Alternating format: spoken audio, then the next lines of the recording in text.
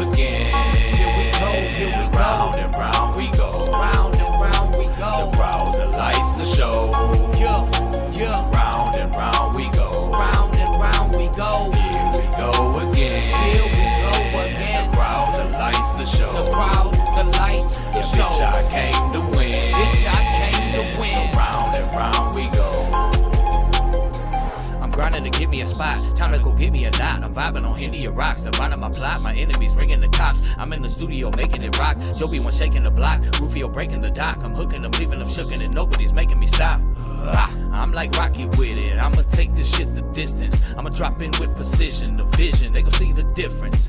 We got them all breathing different. They gonna need redemption. I'm getting this paper for lease extensions. There ain't no greed intended. Replacing the grief within. Breaking through peace again. Awaken the beast. I ain't gonna lay in defeat. I'm shaking the streets again. Give me the mic. While y'all be fucking around, I came to feast again. I am the light, one with the force. Jedi unleashed again. I can rap over most of y'all with both eyes closed. My hands behind my back and my notepad closed. I ain't saying nothing that y'all don't already know. If I hear y'all shit, I gotta plug my nose. Here we go again. Here we go. Round and round we go. Round and round we go. The crowd, the lights, the show. Yeah. Round and round we go. Round and round we go. Here we go again. Here we go again. The crowd, the lights, the show. The crowd, the lights, the show. Bitch, I came to win. Bitch, I came to win. So round and round we go. Yeah.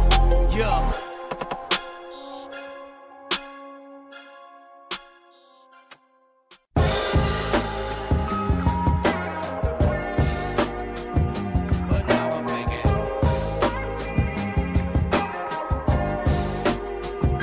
That's what I'm thinking.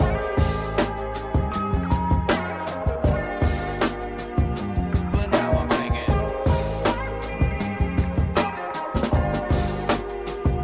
That's what I'm thinking. Yeah, Joby one Jedi. Rolling up a couple blunts, starting to get red eye. Feeling like gay right before he got his bread right. Life is coming fast like I'm caught up in the headlights. But I won't let it catch me out of phase, I guess. I can't rest until I'm out of days, I guess. I'm feeling stressed, I'm about to blaze. Fuck it, I'm chasing my blessings until I'm out of place. I'm speaking life into the void, a light into the darkness I would rather avoid. Sick and tired of hardships, I am rather annoyed. Am I exploited or gainfully employed? Oh shit, yeah I know that's a hot take. I work my ass off for a hot plate. To support my lady hustle cause that art pay and making damn sure that my mom safe. This ain't so you notice me. Some of us need groceries. But now I'm thinking, just wait till they notice me. Yeah, maybe we could know some peace. That's what I'm thinking. This ain't so you notice me. Some of us need groceries. But now I'm thinking, just wait till they notice me. Yeah, maybe we could know some peace. That's what I'm thinking. Yeah, look, most of my fans got fans. Most of my plans got plans. Maybe most of my jams not jams. Feeling like a ghost of myself, but goddamn. Now I'm roasting myself, but goddamn. They put Joe on the shelf, he not fam. You know, he spent 7 years stealth and got canned. He ain't getting no help, he got banned. That's the voices in my head at war. With all the choices, dead ass, what I said it for. I guess the point is, maybe I should sell it more. Or is it pointless? Maybe y'all are hella bored. Or am I striking hella chords? Y'all know what I mean. Y'all are on the team, we can all promote the dream. It don't have to be as harsh as it may seem if we consciously acknowledge our most common state of being. Breathe. This ain't so you notice me. Some of us need groceries. But now I'm thinking, just wait till they notice me. Yeah, maybe we could know some peace. That's what I'm thinking. This ain't so you notice me. Some of us need groceries. But now I'm thinking, just wait till they notice me. Yeah, maybe we could know some peace. That's what I'm thinking. But now I'm thinking.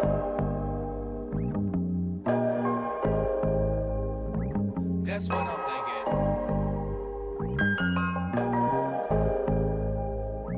But now I'm thinking.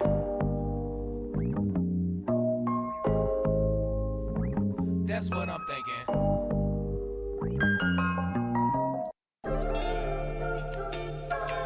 sit back, rolling up something from the big bag. I'm down with the streets, get down on the beats, huh? Just give me the mic, I promise that I'ma get it right.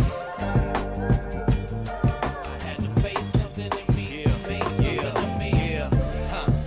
Yeah, ain't nobody on me, huh? It ain't nothing to Joby wanna paint. It's a wonder I ain't go up under the waves, but I keep on plugging away and let it grow me some. I know I ain't the only one. Some of my homies disappeared over phony ones. Ain't afraid of the reaper, although I know he comes. We stay with the heater and pray for the peace of morning sun. Yeah, I've been living under storm clouds. Fuck it, let the rain fall, let it pour down. I ain't knocking, I'ma bring the door down. How could they ignore, rock the crowd till they roar loud? This is your time, yeah, this is your sound. Standing tall, one with the force now. Find my voice, watch the verse in the void. Universe is underscored, but we on motherfucking course now. I'ma sit back, rolling up something from the big bag. I'm down with the streets, get down on the beats, huh?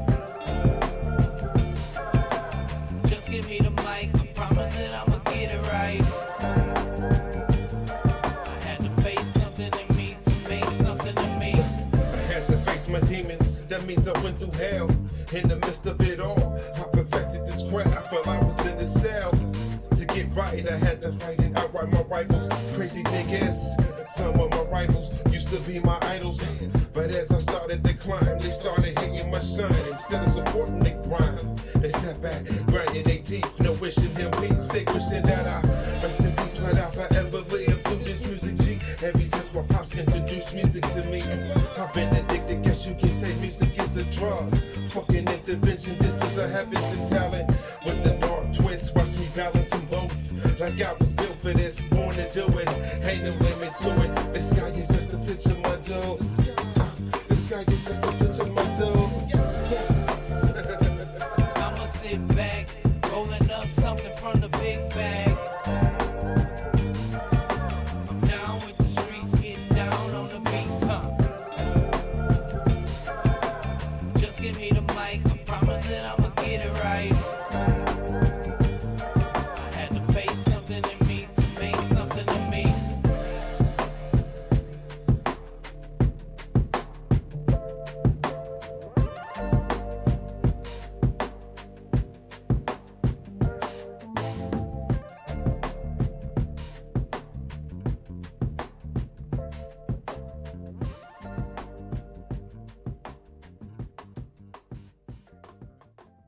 Little bird,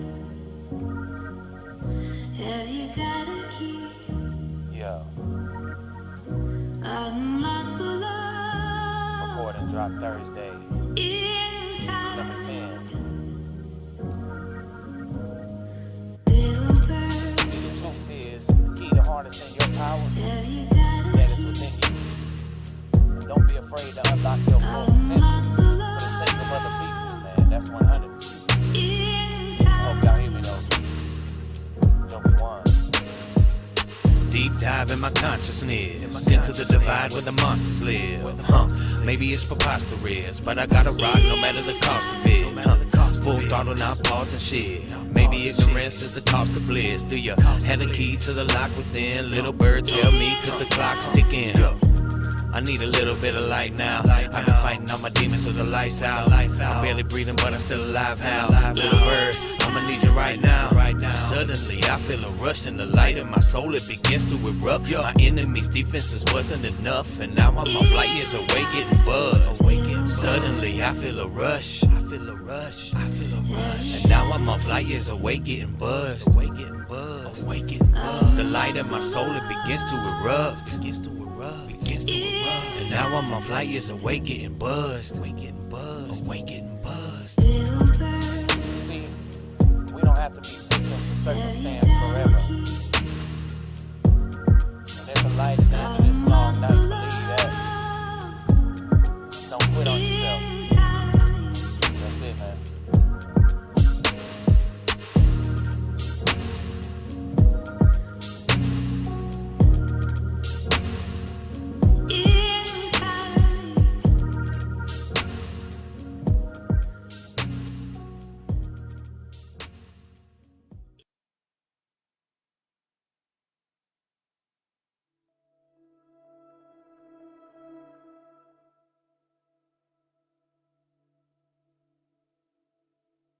Well, hello there, friends. Welcome back to Role Playing Unlimited presents The Coalescence Act 7. Monday Table is beginning their second session, which is a pretty big spoiler based on the title here, especially for those of us familiar with the lore of the Coalescence Acts 1 and 2. Merdian is apparently returning. So be prepared for the return of everyone's favorite merchant. Good to see you all tonight. Hope you're having a good week so far. Let's check in with the friends over in the Coalescence Gaming Lounge. I'm a Those simple man descriptions. making his way through the galaxy, like my father before me. Yes, indeed. Welcome back, friends. Good evening. Hello, session 2.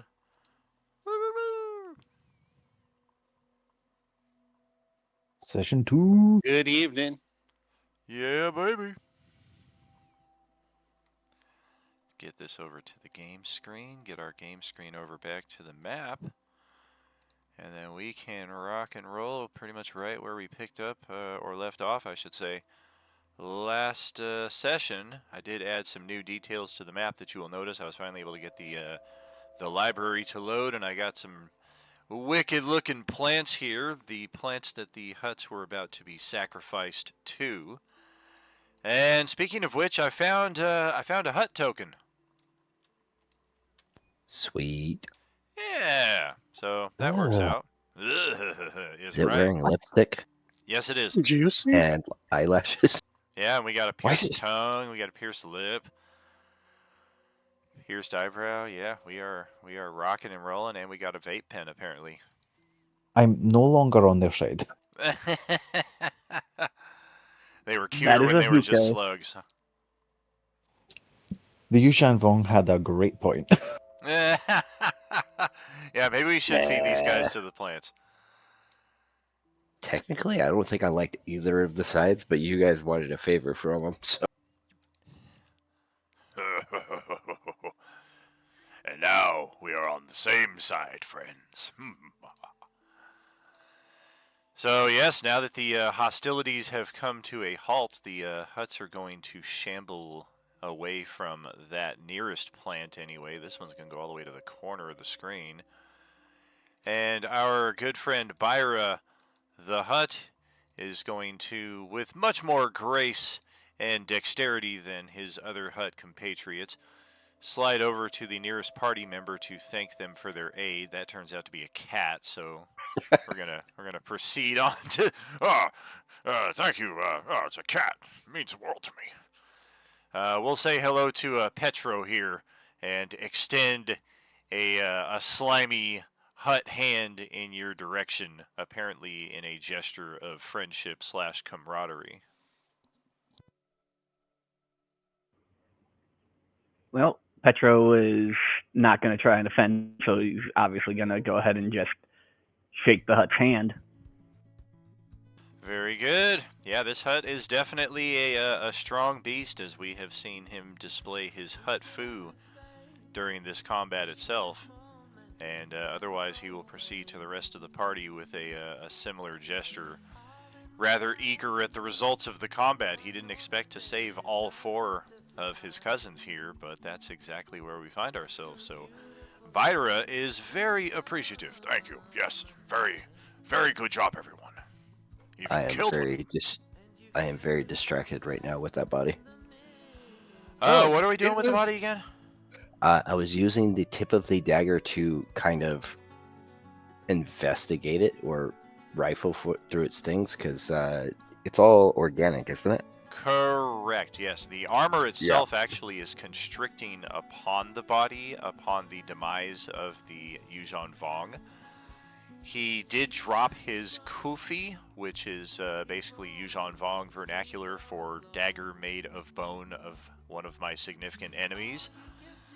That is probably the only thing that you might find on them that is not a living item, but once came from one, I guess, is possibly how they get around that technicality. Kind of like how the Amish can have a payphone in the backyard, but they can't have a phone in the house. Like, you need a phone, but you just can't have access to it all the time. Like the Vong have their little loopholes as well. Apologies to any Amish who may be watching our programming today, in which case, shame on you. God only sees inside your house. Everyone knows that. But for the rest of this stuff, is it like bonded to them, or are they like wearing it kind of like how we wear clothes? The clothing is worn in a similar respect. You can definitely tell it is some kind of organism. It's not like moving or flailing away from your touch, as it were, when you try to caress or just kind of feel what the clothing is like. It's definitely some leathery animal of some sort, but it has definitely been bred to basically be like a simple tabard. And likewise, the belt, similar design of creature. The bandolier has a number of shelled creatures contained within. Each of them is about the size of your typical grenade. That would be the same thing that he threw towards, Correct. was it Zane that was up in the air? I believe so, yes. Yep. Okay, so everyone stand back just a little bit, and I'm going to fire a Eldritch Blast into the carapace to see if it still reacts even though the creature is dead. Go ahead and roll it. Are you shooting the Vong in the face? Or the hands? Because those are pretty much the only obviously exposed areas. No, in the armor. You're because shooting I want the to see if armor the armor itself. reacts with the Eldritch Blast to see if the armor still reacts even though the creature is dead. Fair. Yeah, give it a roll.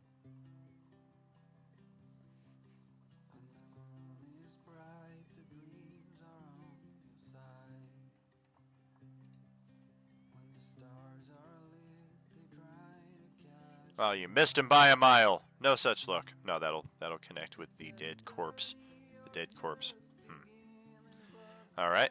The carcass in front of you. What kind of damage are we looking at? Oh shoot, I thought I had that set for roll damage at the same time. Hold on a second. Well, clearly you did not. You have failed me for the last time, Admiral. No, my combat thing says always roll damage. Good job. 24 character sheets. You've had 2 years to get yourself up to specs right here. Maybe we got to go back to the 15 character sheets. I think they'll still handle the same info. Maybe. Yeah, I definitely know these ones are missing a couple things. I think it has everything, but it has so much of everything, and it's spread out over like 5 or 6 different tabs. And then some of the option menus are in their own respective areas, as opposed to there just being one default option menu with like a host of things that you can toggle on, toggle off, add modifiers to, subtract modifiers, etc. It's all there, I'm pretty sure. It's just so spread out. Does Petro have levels of Ranger? Yes. Does your what was it called? Does your fighting style show up anywhere on your sheets?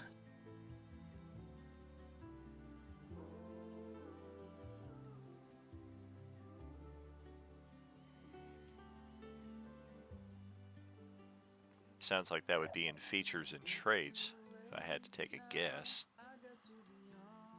Yeah, I went through all my pages. I couldn't find it on mine. Uh-oh.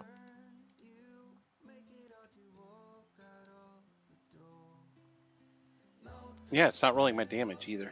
Let me try reloading my sheet. It's like the longest damage roll forever here. Come on, give me a damn damage roll. Right.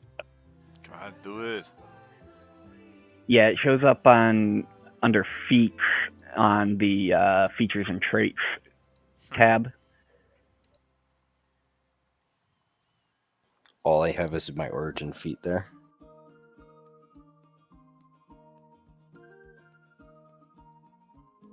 Could just be that when you selected it during character level up or creation, what have you, that the character sheet didn't take the information to. Like, it should be there, but it didn't for some reason, stupidly. Like, that happened with the old sheets on occasion, too, but we had gotten used to that being the case, and I think we all had very high expectations for the 24 sheet, especially with how snazzy it looks. Mm-hmm. 29 damage? What the fuck? No, that's 29 to hit. Still no damage. Yeah, why didn't it roll the damage? Because, I mean, I switched it from query to automatic. What is in your details for your attack? Did it unselect the actual damage dice? If it's being problematic, just give me a manual die roll right here. I mean, we're literally attacking a dead thing.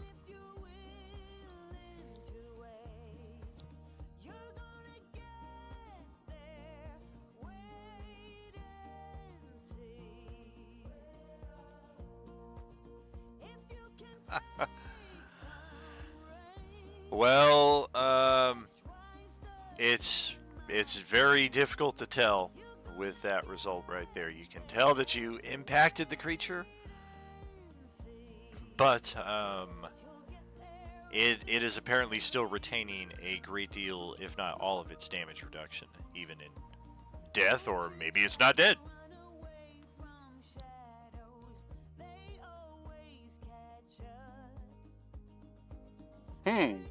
Very interesting.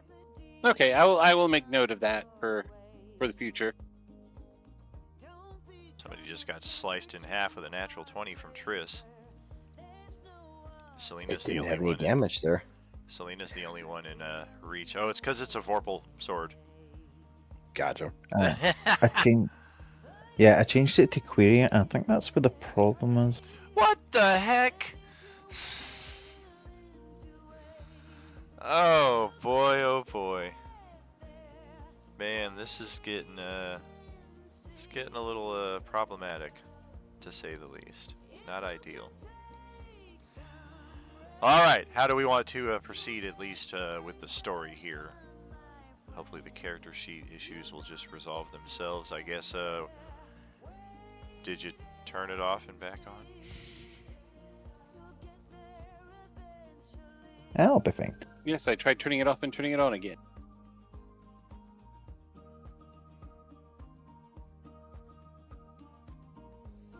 So, about those favors. So the What of it? You want to cash in Well- now? the bone dagger, is that like a ritualistic type dagger or just like a trophy dagger? It definitely looks like it could be some mixture of both, while also being absolutely usable in a combat situation. Well, it seems like the least threatening item on them. Should probably bring it for as evidence. Good God, everybody's just busting out these natural 20s on these test rolls. Great job wasting your dice, fellas.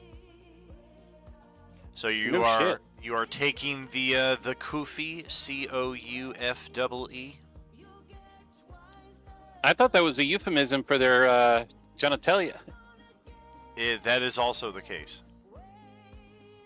It's one Ah, of you got a those- dick bone. Yeah, it's one of those words that has multiple meanings. Koufie loosely translates in Galactic Basic to boner.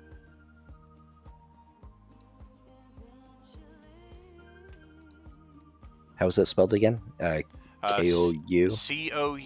Coufee. Koufie. The snake staff is still lying at its side too, and slithering and hissing menacingly at your group standing nearby, but without its master to control it, it appears to be a little less apt to take attacks on you. But I will remind you, there is a 10-foot long snake just slithering right here around the corpse of this this guy.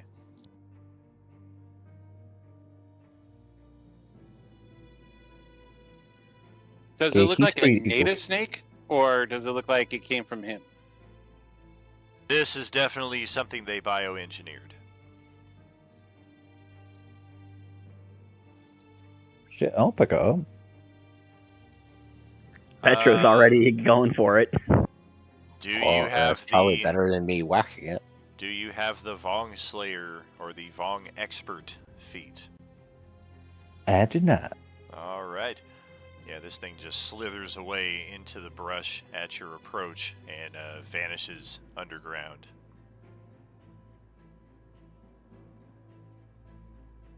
Yeah, if you don't have the Vong Expert feat, you can potentially make use of the Kufi because it's dead bone, but everything else that's in their inventory, like if I'm keeping absolutely true to the nature of the feat, you couldn't even put their tabard on without it like trying to constrict you or do something, leave a hideous rash on you or some shit.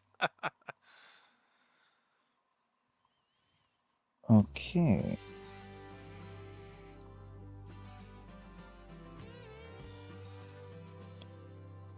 Don't worry, guys. In 5 weeks, we'll have a beautiful snake tree. And Triss walks away embarrassed.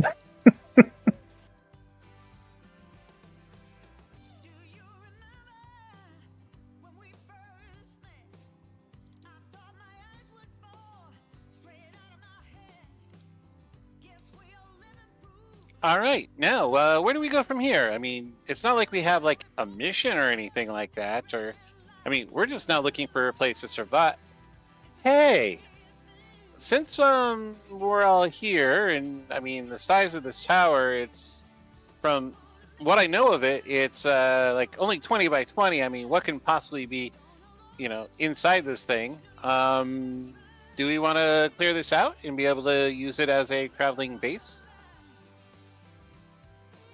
Sounds like an idea. I mean, do we want to go back up to the top of that hill and actually get the lay of the land? Because we kind of went up there, saw this happening here, kind of ran down here pretty quick. Well, if we get to the top of the hill and then we let this loose, and then we can clear it out. And at the very top of the structure, it's a 3-story structure from what I remember. And at the very top, it's a battlement, so we could actually get a much higher view from the top of the tower. I'm game. Okay. At least it's something for us to do. So let us march along. Well, I'll fly along, but you know what I mean.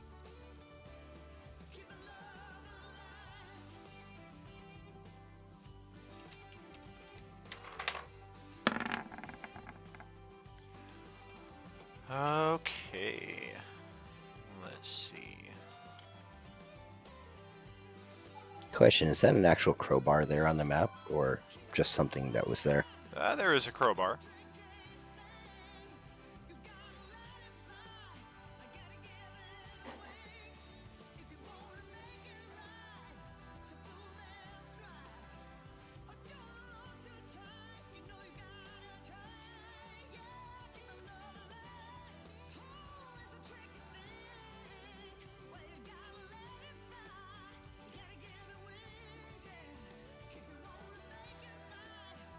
So we continue on up. Mm-hmm. Yep. Unless somebody's grabbing that crowbar, I don't know. No, I was my just crowbar. asked if it was actually there. Go ahead, take a look at the live stream map right here at the top of this particular mount that I'm circling. You can see a pretty decent lay of the land around you here. Mount Monday. Yeah. Can see as far away as where Wednesday crew, actually nobody sees where Wednesday crew is right now, but that's the approximate distance how far away they got from the starting site this past Wednesday, which is not far at all. They really didn't move. And then Stew crew probably moved the second least distance, but they spent a lot of time at their base last night before actually heading out. And then they had the marshiest terrain to progress through, and almost immediately a pretty substantial encounter with some zombies. Moving up here into Fangaray, past the airport, through all of this, through the city, all the way up into the Riverside neighborhood. We can see where Swan Crew ended their first 2 sessions. You can see just how much ground they gained making use of their long rest. And Tuesday is somehow way the hell out here. Way away from everybody else. But yes, as far as our Monday positioning right here, we've got a very decent elevation point here at the top of this mount. Right about here. With a pretty good look at the surrounding terrain. Really just looks like a lot of rich retreat homes here, like a private home here that's got its own little private road leading up to it. If you guys are in the need for supplies, or if you think there might be anything interesting in these private homes out here, or if you're even interested in trying to coordinate with any survivors who might be out here, who knows what kind of shape the world is in that you have been thrown. Maybe don't go breaking into people's houses until you're sure of just what's going on. But otherwise, what are we thinking from this point?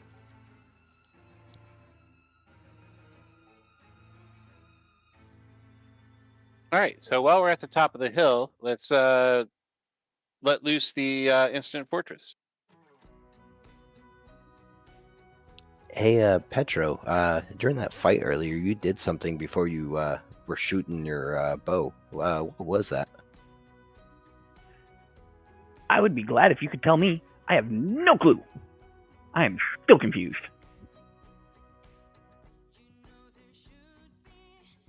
I don't know. It was like some words or something, as if you were marking the person or something.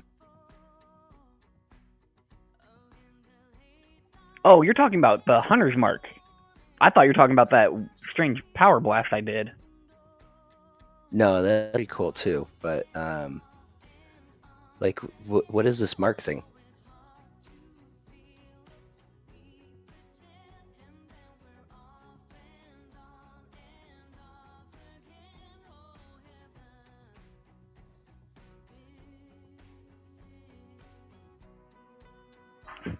So Hunter's Mark is basically this thing that all rangers are kind of taught how to do. Basically, it's once I focus in on a person that I can usually do more damage to them. It sounded interesting, and all you do is just like say something for it.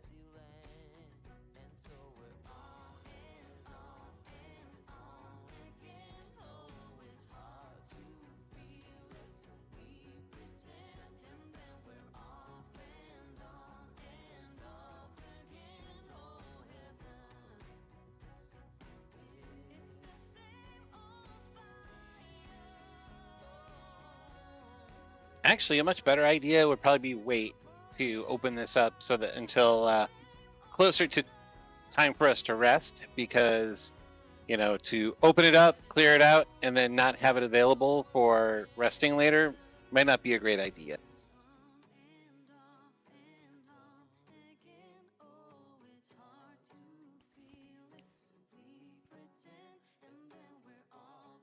I think we're a little bit away from our rest, so where should we go right Well, now? while we're up here, then I am gonna get a view of the land and pull out some tools from my bag. All right. What kind of tools? If you have the know-how for it, they are cartographer tools. Ah, very cool. Construct a map of the region. Sounds cool. Is this Petro doing this? Can you say that again? Is that Petro that's doing the mapping? No, it's Selena. Oh, right.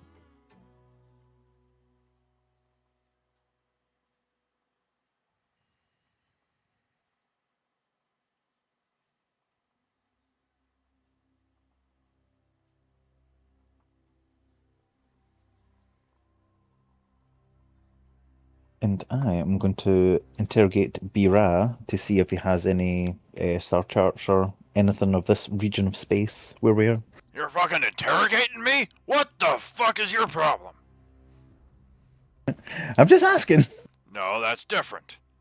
You best take some of the bass out of your voice. You come approaching me. Excuse me, officer. There you go. That's better.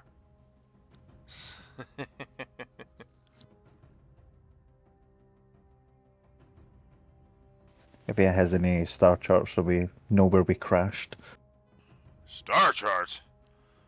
That sounds like the kind of thing that would be on the flight logs of the vessel. If he looks over at the other huts, they kind of collaborate amongst each other for a few moments before they all look back at you. We don't know where the hell our vessel is. We all woke up out here in the woods. Wait, really? Yeah.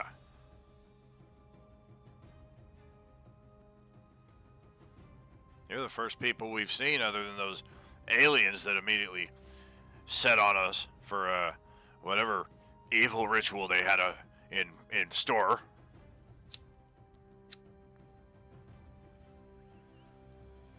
I look back at everyone else. Is somebody smoking marijuana?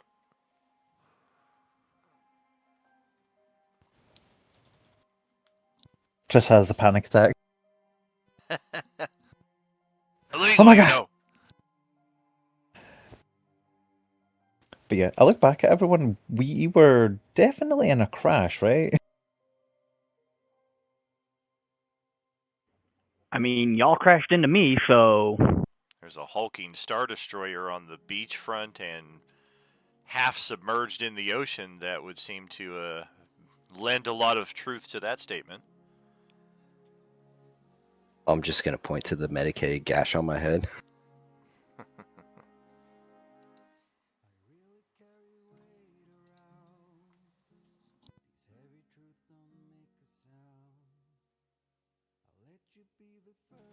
Okay. Tris is... So we all crashed here then, huh? no, I'm Kind from of looks like here. it.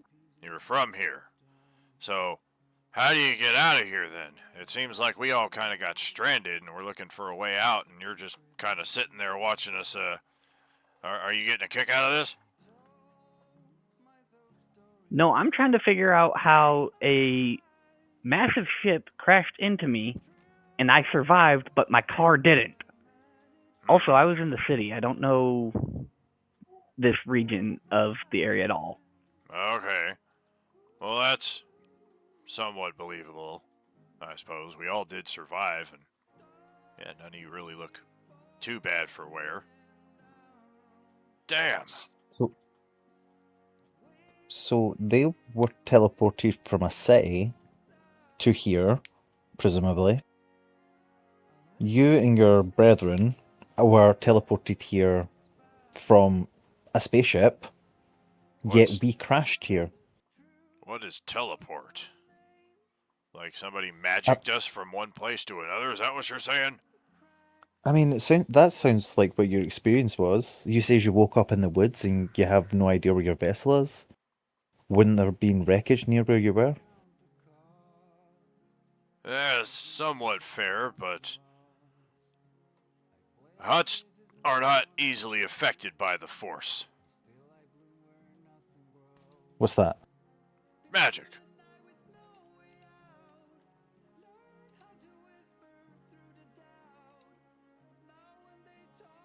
It's walking over to Frizzy to give them a hug. So, if we're not setting up the little fortress thing right now, do we want to go check out the other signs of life? Yeah, let's go ahead and do that. All right. Should we just randomly pick a direction, or do you guys want to do north, northeast, east, or southeast? Seems to be the predominant areas. Almost directly east, you'll have the thickest and largest cluster of homes. a little bit north of you seems to be the more elaborate homes, and then this one up here that's pretty much on the same height level of the hill as you guys is probably one of the two most exclusive homes. There's also one here nestled in this little copse of woods. You can't even really see the road from where you're at.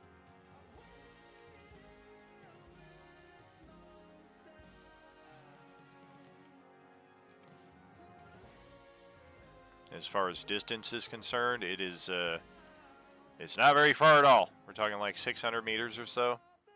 Not even quite a mile.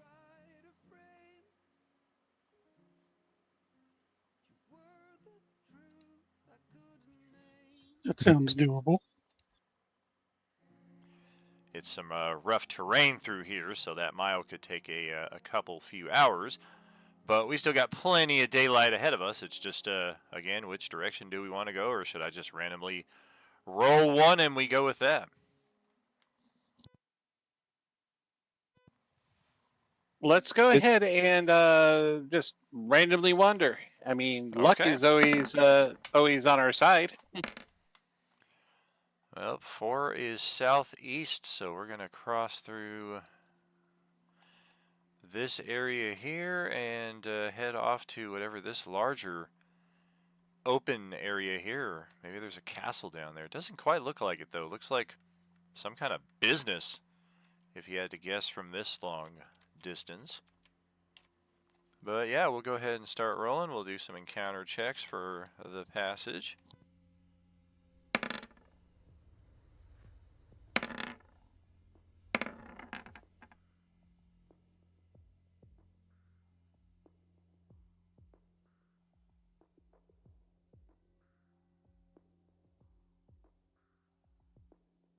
Well, the first thing that you guys come across is actually right around early midday, maybe 11:30 a.m. or so. And it looks to be a small lodge slash ale house out here in the middle of the woods. Seems like a place where people probably gather. Maybe about here. Oh, I love taverns.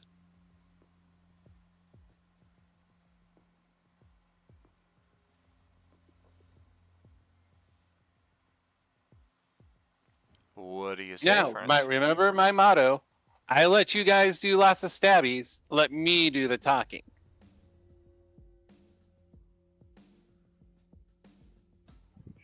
Sure.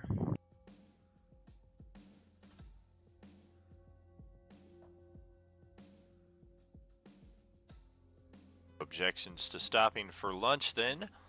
We approach the front of the establishment, and we can clearly see a decent gathering of people within. Seems to be some kind of commotion. Can't really make out a specific dialogue until you're pretty much right on the porch looking through the door that's already opened.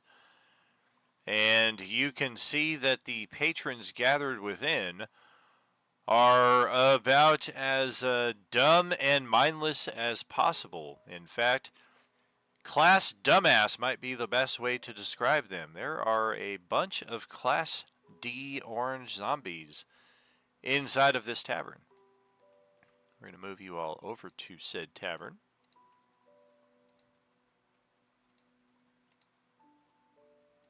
And then we're going to drop your tokens onto the map in the required zone. Right here by the front door. Uh-oh. Did we not link tokens? Shoot, we did not. Okay. First, we got to go back to the start screen.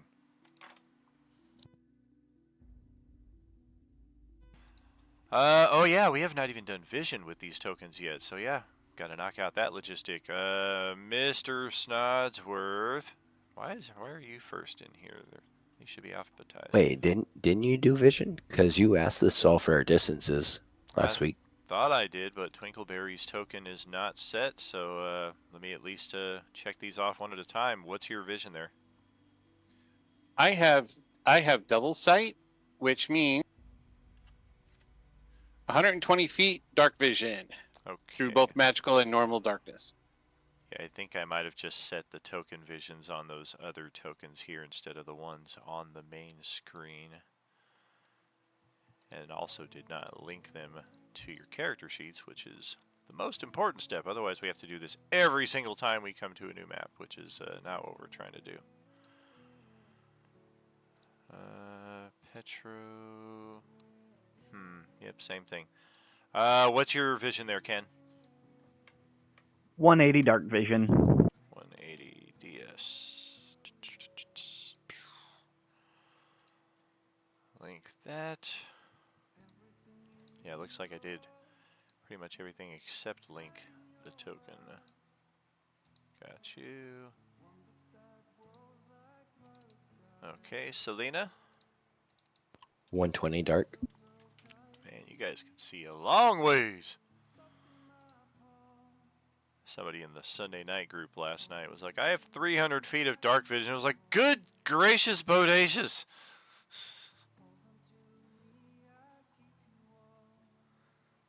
Alright, that is Selena linked up. How about for Triss?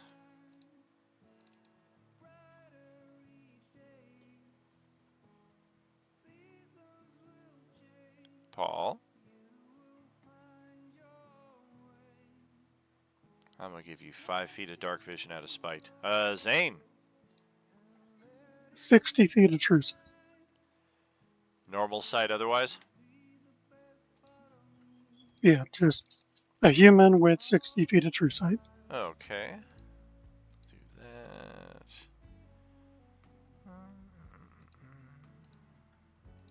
Paul, are you back? Yeah, 60-foot devil sight. 60. Okay. Link that up.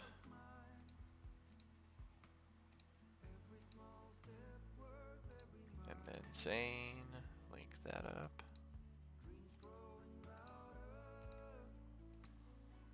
Beautiful. Alright. There we go. That should get us all set for the remainder of the campaign. And now... Oh, how about the cat? What's the cat got for vision? Oh, good question.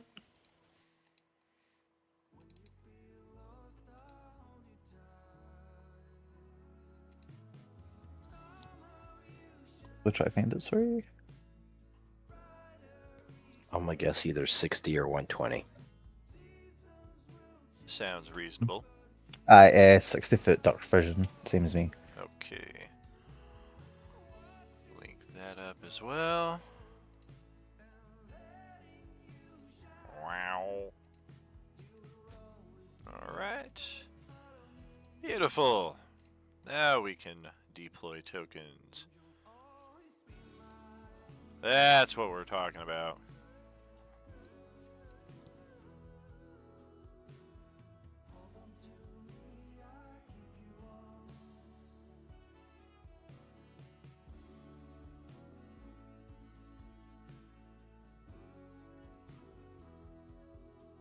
Looks like my candle expired ahead of its time. I have to take a quick break here so I can extract the gemstones before the wax hardens, and then I gotta break out the heat gun. Give me just like 2 or 3 minutes here. I'm gonna step away, and then we will get this going. In the meantime, go ahead and start rolling your initiative.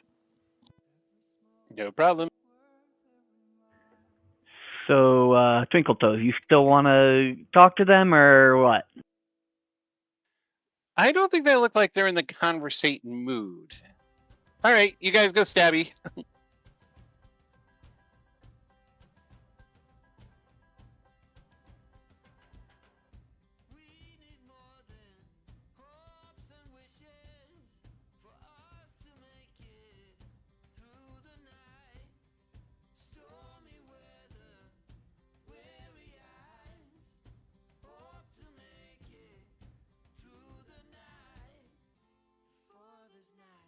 Trish, you got advantage on initiative too?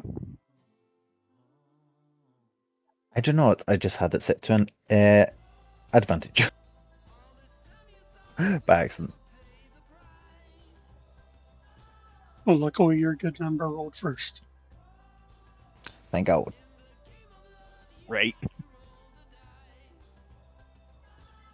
don't think we have the initiative tracker up yet. We do not. So we have to roll it again? No. They can put them over manually, but I'm just Oh, no, going I was just making a joke because I saving the rolled step. so bad for initiative, even with advantage.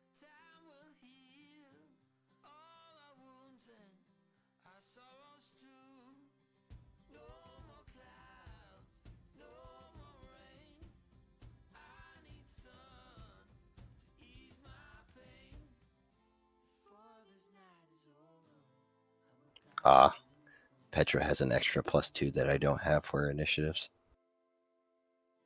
You got the alert Yeah. feat.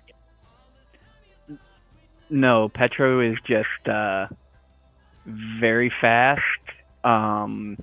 And Well, no, it my- looks like you have your addition from like subclass or something. oh yeah, I've got like multiple additions to my initiative. Plus, like I said, I've got advantage on my initiative rolls. Mm-hmm.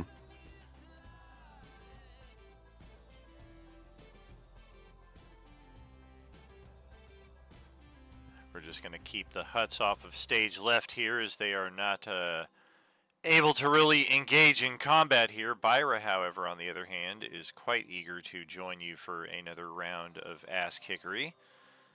Looks like all 5 of you got your turn orders, so let's check with the Hut himself. Whoop. Okay. Looks like we got a 5 on our initiative. Let's change that. Yes, always roll damage. Add Dex tiebreaker. Save. And public rolls. Okay.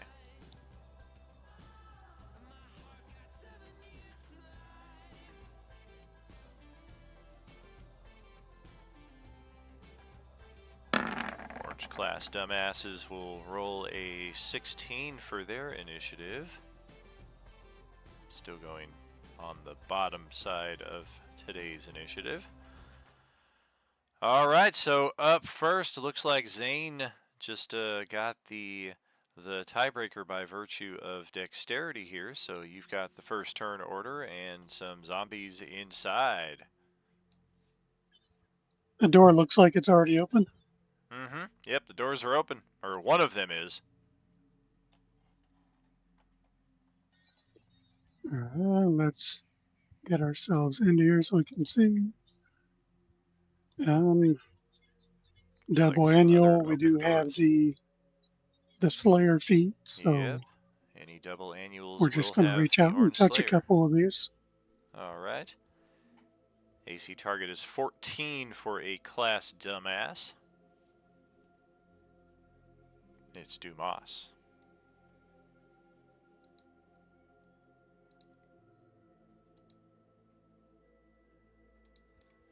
I don't guess it matters that it's not rolling damage since they just kind of die. Wow, it's not rolling damage for anybody today, huh?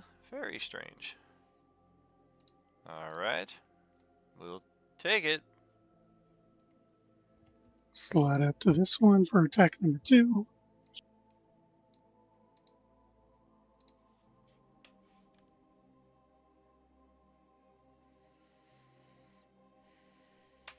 Woo! All right. Natural 20 will clear that zombie from the field.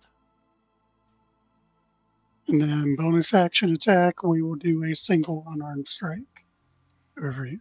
All right. Looks like there are zombies in the private dining room here as well. Off to the west.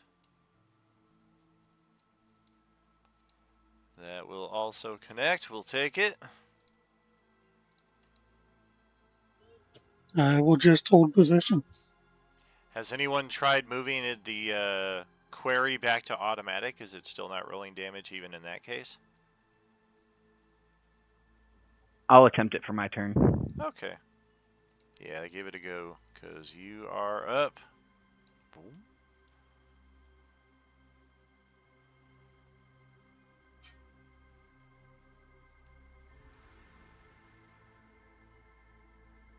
All right, I'm gonna go ahead and shoot my bow at this closest one. Okay.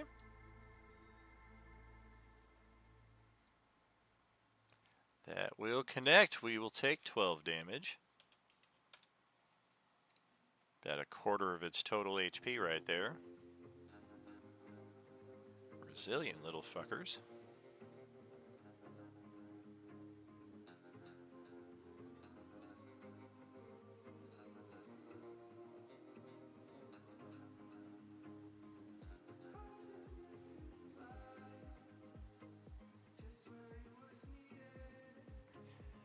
Do you just have the one shot? Yes, I was double checking my Hail of Thorns. Because I thought it was a bonus action, and it is. Okay. So I'll cast that. And see, this one he has it set to automatic, but it applied the number on the left while having the advantage toggle on the right. I wonder if the number on the right had been higher, it would automatically do that like it was doing before. Yeah, give it another shot if you got it. Oh, it's this thing here. Okay. Deck save.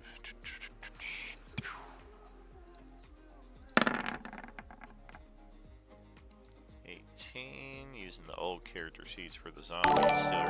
Whoa, what's going on here in Twitch land? T3, 3-year subscription from Sarge right there. Thank you kindly, brother. Much love, much love. 3 years, just like that.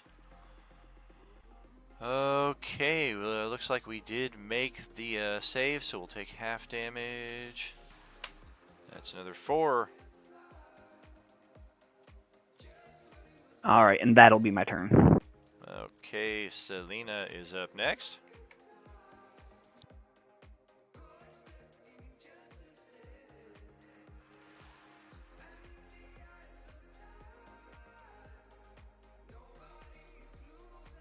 Oops.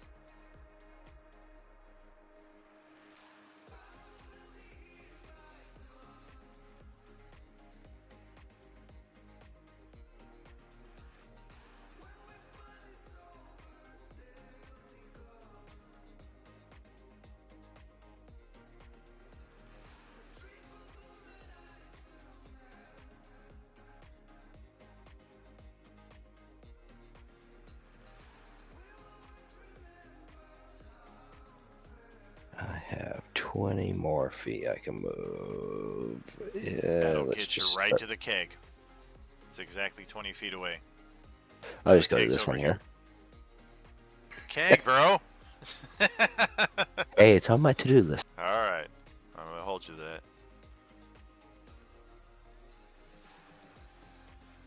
Oh, it looks like this zombie's already going for the keg. He's already at the tap. And he looks underage, even if he isn't undead. Are you old enough? It's McLovin. Well,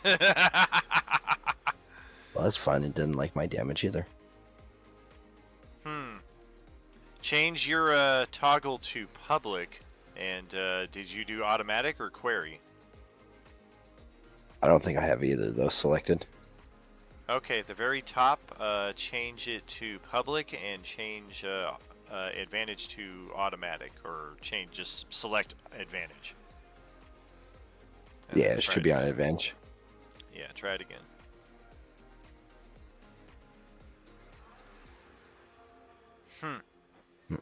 So apparently Ken is the only one who's able to roll damage attached to his sheet. I mean, you guys know these sheets better than I do, but I feel like I gotta check at least the one solution that I'm aware of. It says always roll damage on here, it's, as it should. So I don't know what the heck it could be. So I guess we're just gonna have to manually get the damage rolls here until such a time as the sheets sort out whatever the issue is. I feel like it's got to be some kind of Roll20 glitch. These things tend to resolve themselves over time.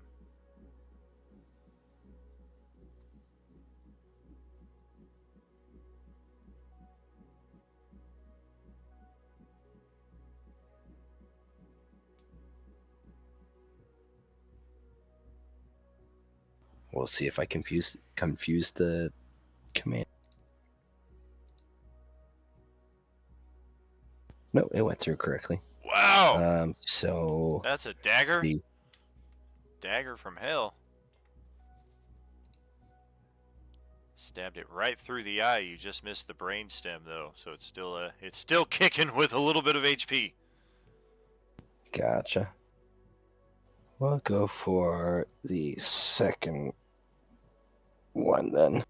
Okay.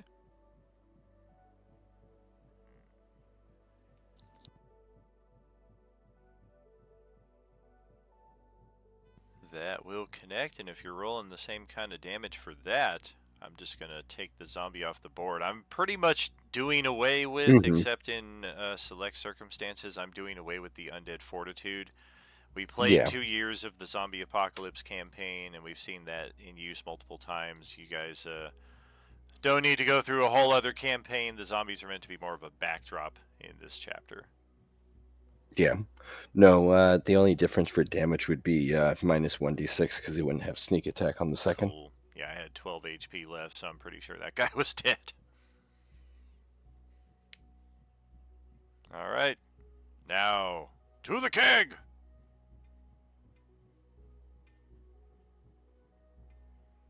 Yep.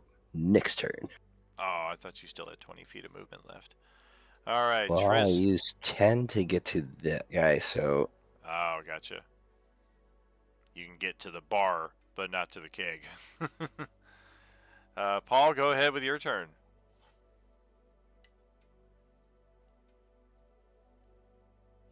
No problem. Paul's moonwalking right back out the door after seeing the dead zombies in here. And right back inside goes the cat. Sending the cat in first. Very brave of you. Actually, if it's a typical companion animal, it has to go after you in the turn order. It's because I'm using my bonus action to have him make an attack. Gotcha. Yeah, if it's like the Drake Warden or whatever it's called, I know they use different rules entirely. Yeah, it's because I'm using an action to actually command him. But yeah, I'm going to have Tizzy attack D36. Okay.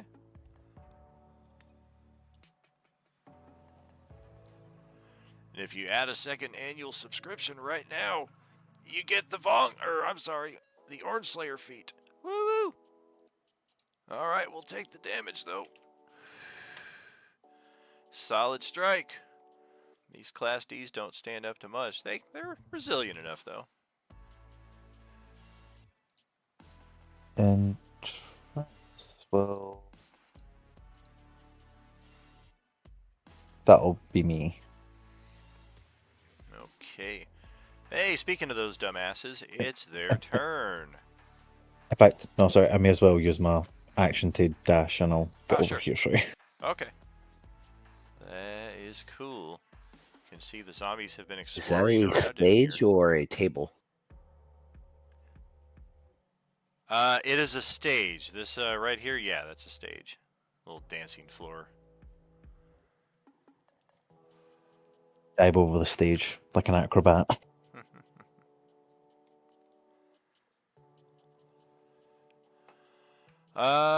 So yeah, the zombies have already been exploring in here somewhat, as we can tell by the doors that are open, but other areas they have not been within. Saving some exploration for your group, it would seem. I guess right now we will just go west to east, starting with the 3 zombies in here.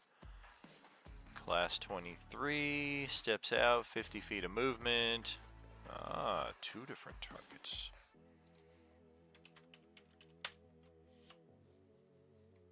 Which one of you do we want to go after? We're going to go after Zane. And second zombie is gonna do the same thing. At the doorway, we're gonna choose to go also after Zane. Next zombie will step out to here. Also going after Zane. All 3 of them heading in this direction. At least he's got orange concentrate. And Apparently, I look tasty. I guess so. This one is definitely going after the cat, standing right next to it, who just slashed me in the face. Our zombie friend over here, I think half and half. It's going to be Zane or Triss. We all know it's going to be Zane, though. And it is! Alright, step over there. This one right here, closest target is Triss. Closest target is Triss. This one right here, we're going to play aloof and say it's looking out the window with its back to the combat. No interaction this round. Zombies on the other side of the bar, however. This one right here is just going to scramble up horizontally onto the bar and just kind of try to attack you from there. This one right here could attack Paul or Rob. Gonna go after Rob. Get there. And this one right here will interrupt the beer and also go after Selena. Alright. Targets established. Mr. Twinkleberry's like, ha ha ha ha ha ha! Low initiative, motherfuckers! Right? I got to sit out here the entire time. Unlike the Wednesday table where the low initiative is it's the exact same scenario. The monsters go right before your initiative, except on Wednesday table it fucked you. This time it saved you. Right? Oh yeah, no, those poor goblins are. Oh yeah, not so good. We got 4 of them attacking. We've got, let's see, 4, die 4. And, okay. 1 of each. A weapon attack. A pummel. A scratch. And a bite. I don't think any of those hit you. No, I think technically 24 and the one below me might have advantage with each other. Oh, that's true. We'll Yeah, do whatever. that, they'll miss. Yeah, that's all right. We'll stick with the straight rolls for right now. We'll ease into it. 1, 2, 3, 4, 5. 1 die 4 chance on the cat. We're gonna draw our great sword and try to attack the cat. Oh! And you hit. 22 to hit for 5. You hit it, you damn you. Wow! That's what you get, motherfucker. 3 of them on Paul right here, so we will do 3 die 4 for chance, and a partridge in a pear tree. Oh, bite, scratch, bite.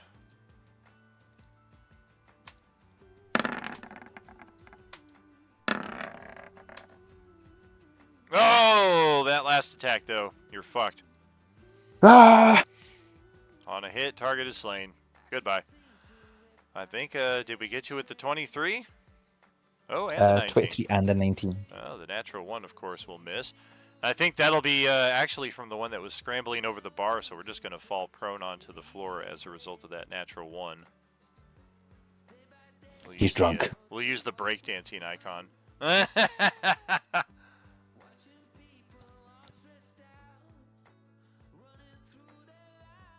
And then we got 2 of them trying to get some action here on Selena. Random attack potential is double scratch. And again, just like we've discussed at the other tables, after the Arc, the Demi-Liches, the Arc-Liches, Vecna himself, all of them were unmade and destroyed. The wish that they had put in place where every bite attack has the potential to inflict the infection upon you, that effect is no more. We're literally starting back at ground zero with all the zombies here. But you have auto slains. Well, that's only during else. Christmas season. I think we might have got you with the 20 there for Selena. Mm-hmm. All right.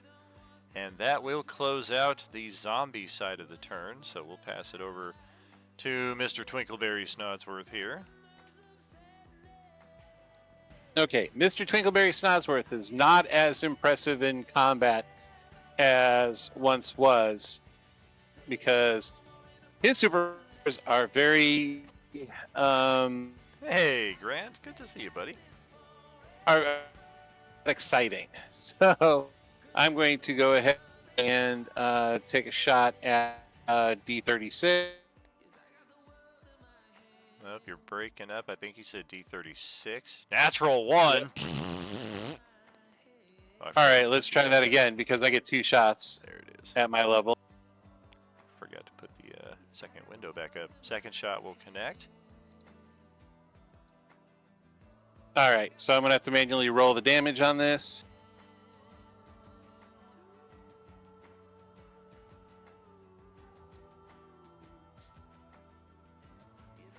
It's also pushed back 10 feet, and it's also reduced its movement speed by 10 feet. Oh, that's funny. You left me with 1 hit point and shoved me over the fire pit. And now this one is also breakdancing.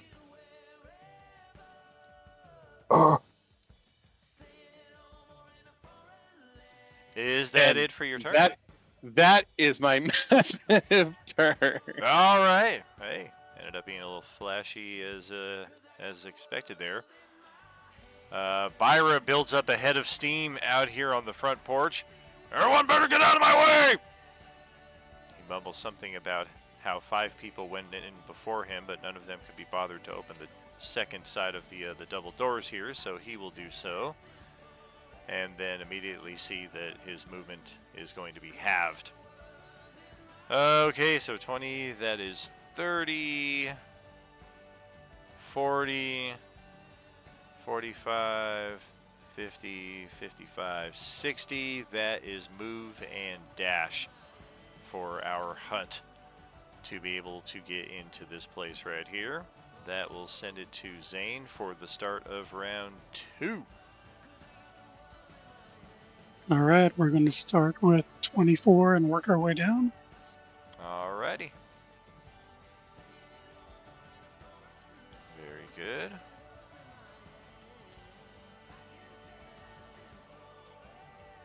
Just using a regular bonus action attack, not spending a key point for flurry blows. Okay. Got it. Staying where I'm at. All right. Oh, Ken, that is back to your turn. All right, looks like of the ones that I can clearly see, we're going to go ahead and help Selena out and shoot. Actually, no, because B-Road would be my way. We'll shoot D29 up top there. Okay. And I'm going to use my new ability again.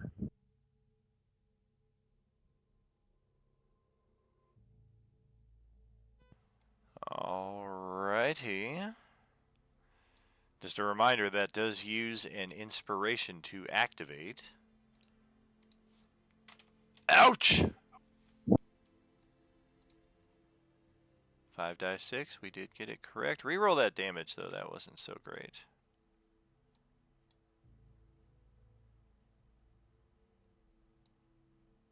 What the heck, you rolled less? We'll keep the 16.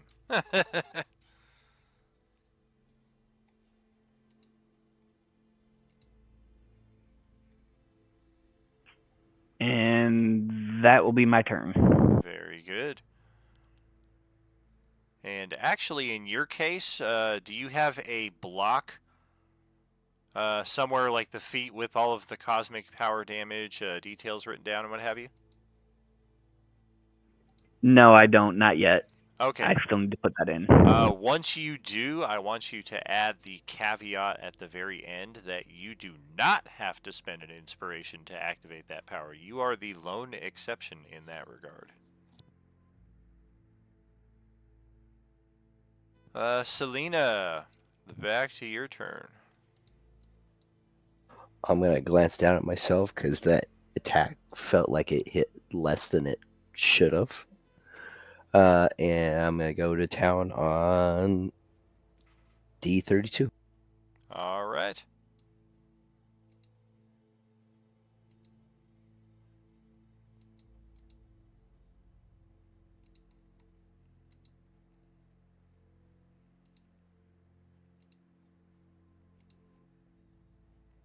Damn. Target AC is 14. Last session of the month if you've got any inspiration or force points remaining. I don't know if I told this table last time around, but I will tell every table. And actually, you're a super supporter, so this would not apply to you. Although it would apply to, I believe, Ken. Any of our foundation level supporters, instead of getting 1 inspiration and 1 force point per session, we're moving that to a monthly basis, just like all of the other subscribers. So now you get 2 inspiration per month, 2 force points per month. Whether you spend them in the same session, whether you divide them up, it's entirely your choice. It's just meant to give you a little bit more flexibility in that respect. But yeah, if you've got any inspos or force points, force point will make it connect automatically. You only need a 1 point.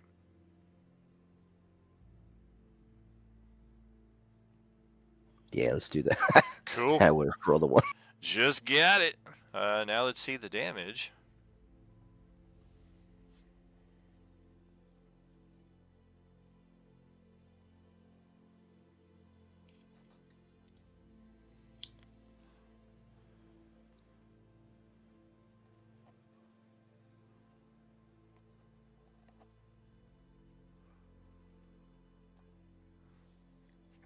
Not quite as good as last time, but not bad. Especially considering it's a dagger. And then we'll use the second dagger to attack. Ooh, daggers. How OP can you get?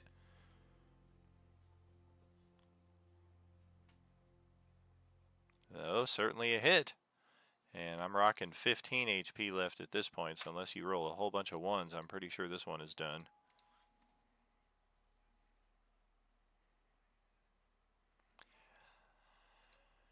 Unless the Roll20 is acting up, just a heads up / reminder, especially when typing in complex dice formulas like that manually.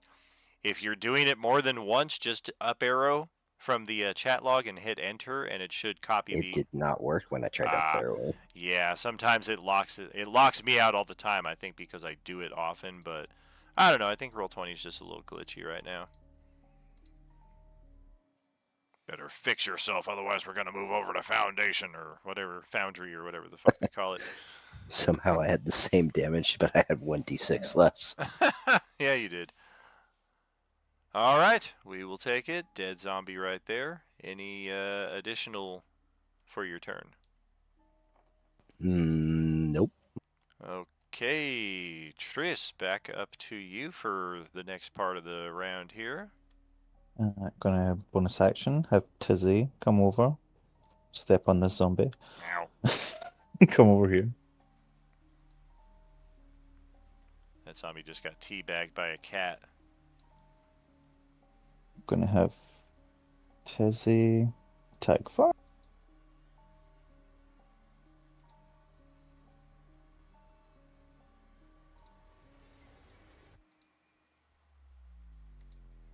And then I'm going to attack D29 D29 as well. Okay, solid strikes. With Green Flame Blade. With the Of course it Legacy doesn't draw, Longsword.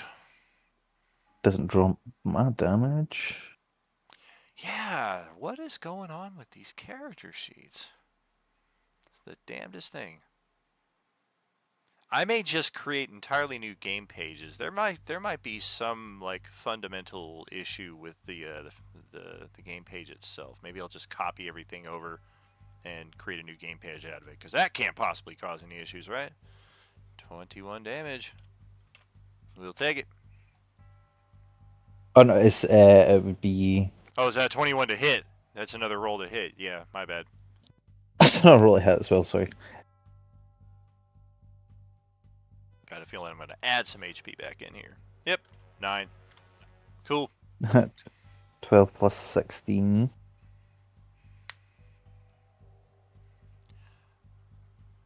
Yeah, it'd be 12 plus 16 for D23.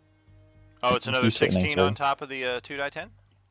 Aye, because it's 1d10 plus 8. How dare you? Well, now I have 2 hit points left, and we are not happy. Yeah. And that'll be me. Okay. Time for the orange class dumbasses to take their turns. This one right here is going to do a little break dance and kick itself back up onto its feet. Half movement to do so. I feel like that's being a little too OCD with it. We're just going to take the flank position right here instead of randomly rolling to see which 5-foot space we enter.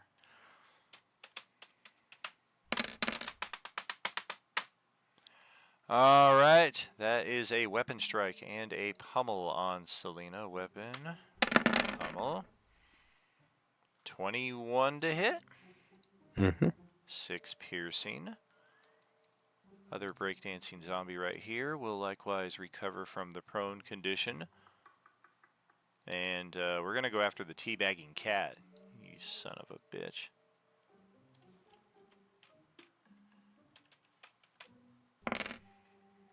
And with a scratch, you think you've got claws.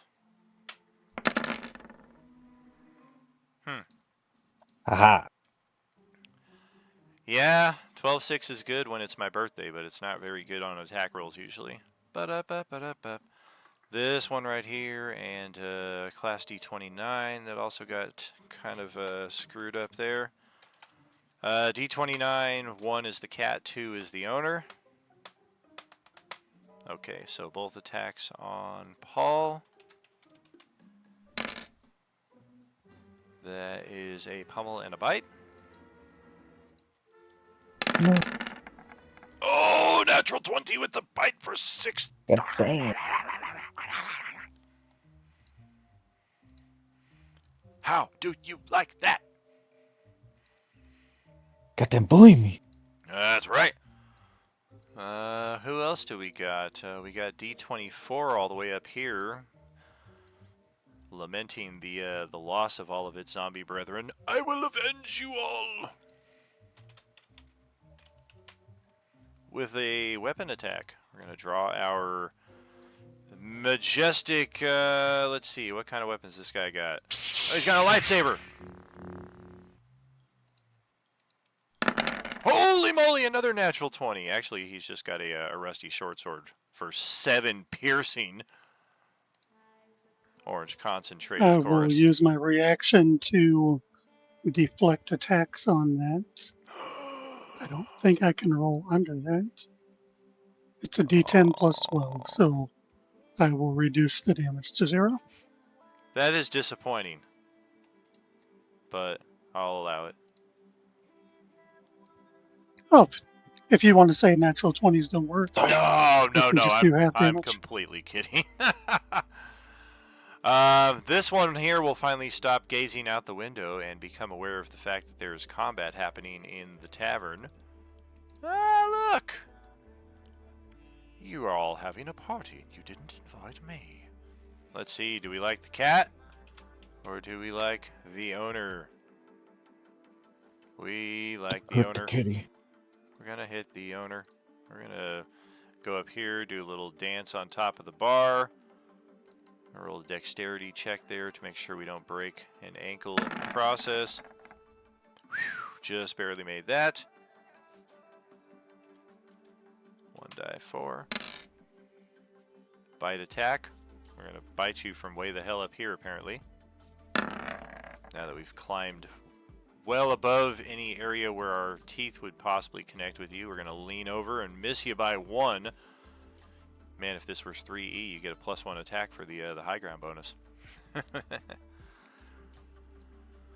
Okay, I think that's it for the zombies, so back to Mr. Twinkleberry Snodsworth.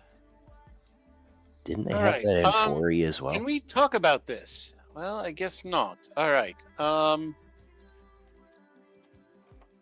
Let's go ahead and take a step into here. Let's go ahead and hit D27.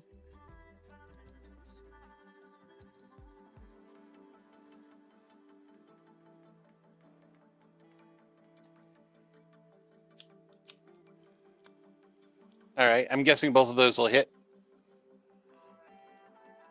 Just barely. My armor class is 14, so you only hit me by double.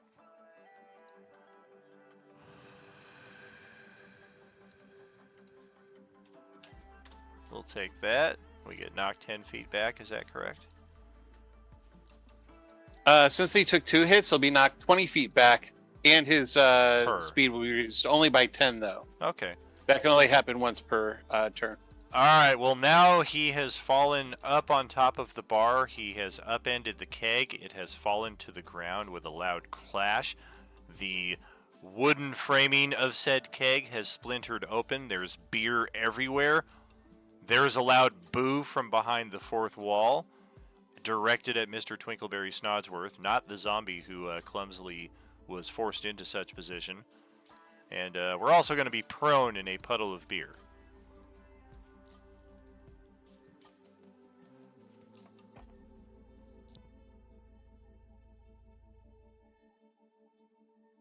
If that is it for you, we will pass it over to Byra the Hut to close out this round and the first half of today's gaming action. I think we're just going to step right up here and bring out a little hut foo on class D37 in a row.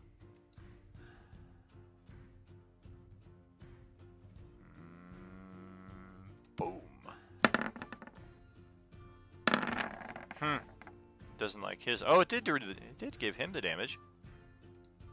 NPC status, baby. Oh, we missed on the second attack, though. Would have been some nice damage, too.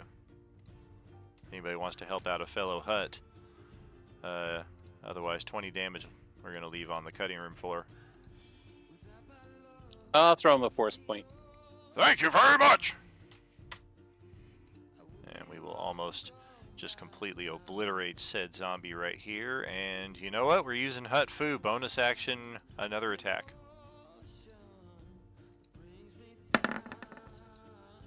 That's a hit.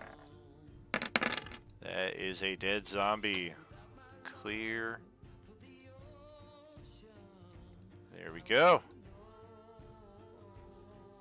Alright, well that will close out Byra the Hut's turn. That will close out the second round of action here, and that will close out our first half of gaming activity here for Monday Night Crew.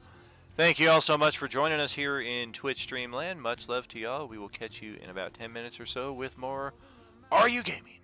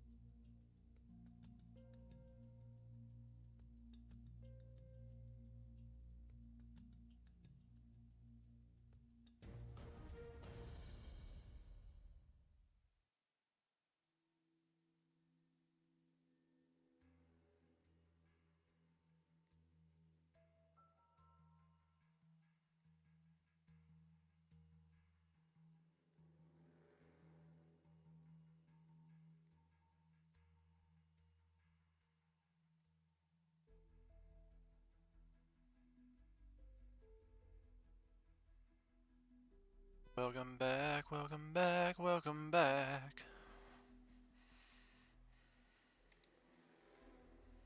Am I the only one here? Shit. Nope. I'm here. Nope. Welcome back. Uh-oh.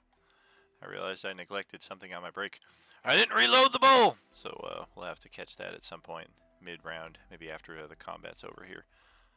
I do need to do one addition here to the initiative between rounds.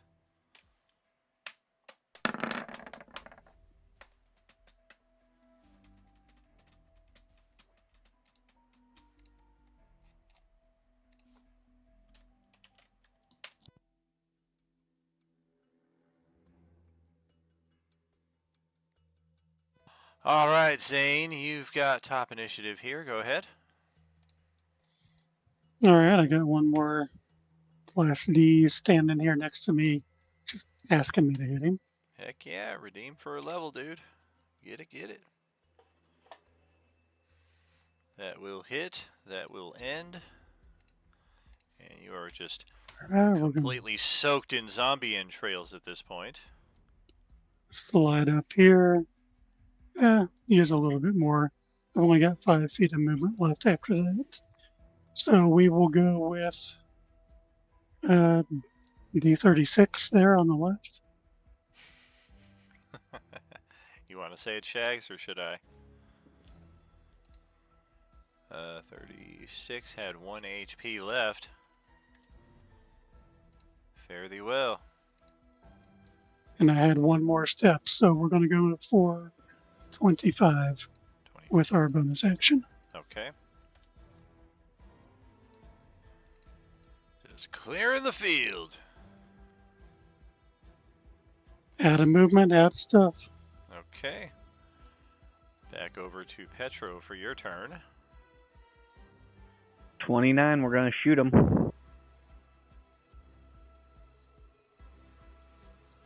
Whoa! Precise shot right over the fire pit, connected right with the top of the cranium.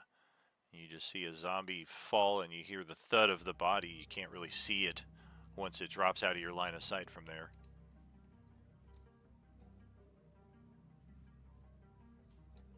And that'll be it for me. Okay. Let's see. This door here is kicked open, revealing the presence of this guy.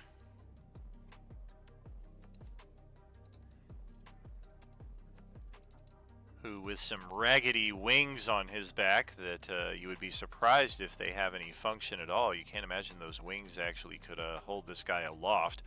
He steps out with a sneer and just comments, "What's with all the ruckus out here?"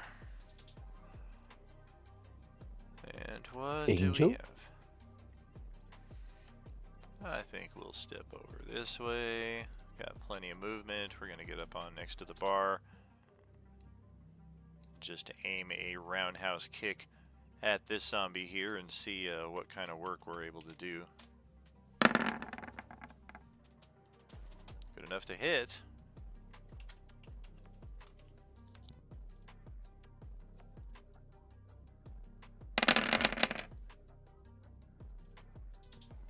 Pretty crushing blow right there with the first attack. Second attack incoming.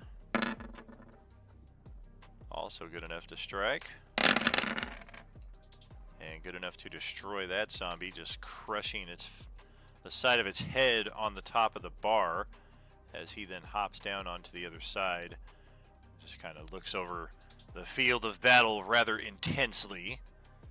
As Selena's turn is up next, you can hear there's a zombie on the other side of the bar thrashing about in a puddle of beer.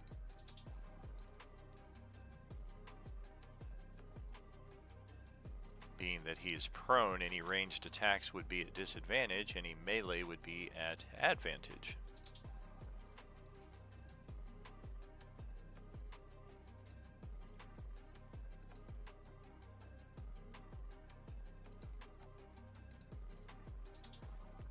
That's good.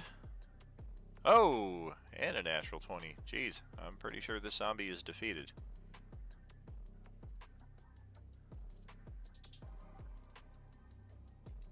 the same. Let's see some damage.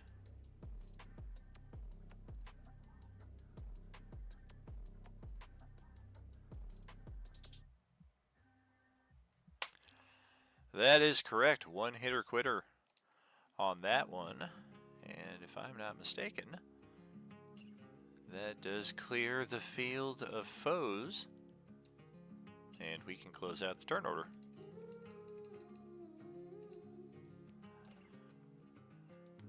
So this guy immediately looks upon your group. Who the hell are all of you? Good day. Coming from here, I'm going to fly over.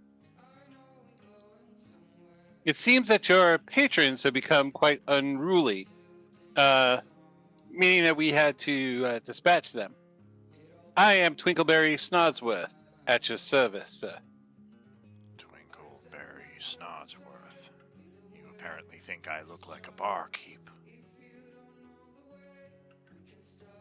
I made an assumption that you own the place since you happen to handily dispatch one of those zombies. Don't own the place. Came in seeking a place to close my eyes for a bit. No one was here, so I took the liberty of a bed for all too short a time before I heard the ruckus and came out to put an end to it. Well, of course, your first possession of the place offers you ownership until the real owner may or may not return. Who's to say you're not the real owner? You look more the barkeep than I. Well, I appreciate the sentiment. However, I am an adventurer just like the rest of my companions here. Ah, one of those folk. Been seeing a few of your kind around lately. Speaking of which, what is this realm that we find ourselves in? Yes, these are donuts back here, and you can't have them. Oh, so you happen to be a stranger to these lands as well? Aye. There are bottles, but these are donuts right here, and you cannot have them. Especially the sprinkled pink one right here. Dibs! What if somebody had a really good sleight of hand check on that donut? Shoot. Well, TBD. Oh, okay. So, what lands do you hail from, my friend? I come from a place called Earth. This seems somewhat similar, and yet radically different. Same with myself. I didn't have these wings a few days ago. Oh, that's quite impressive. Are they... If I were to not offend, are they functional wings?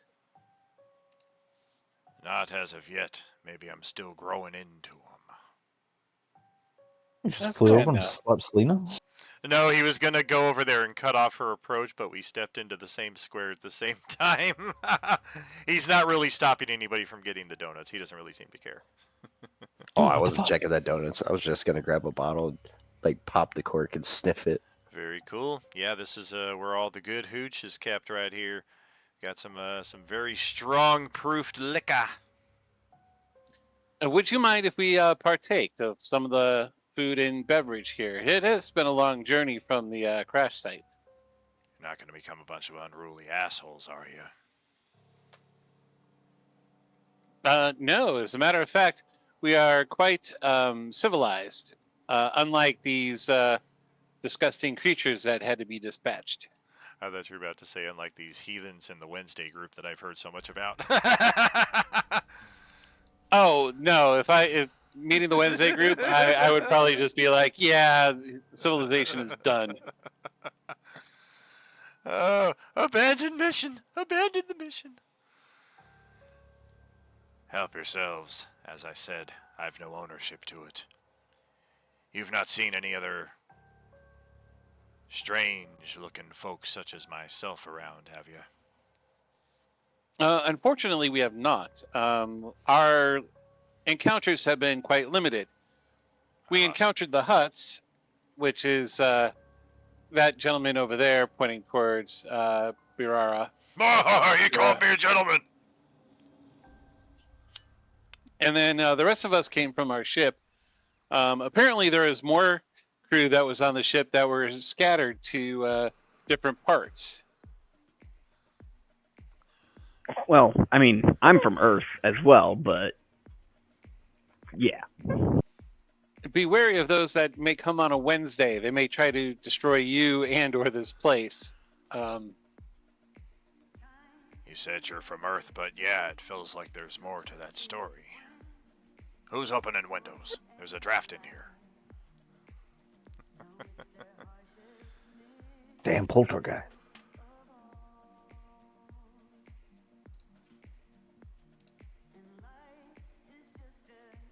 Please The regale window us was with your closed. tale.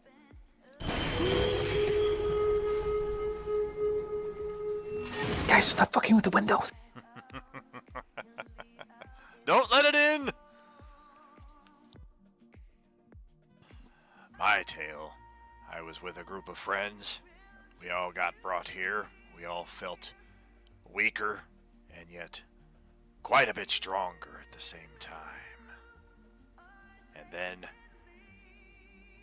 we ran into something we're hoping not to run into again. Strange, giant amorphous creature of some red energy. I ain't seen the rest of my friends since that encounter. I came here seeking a bit of refuge, and you know the rest.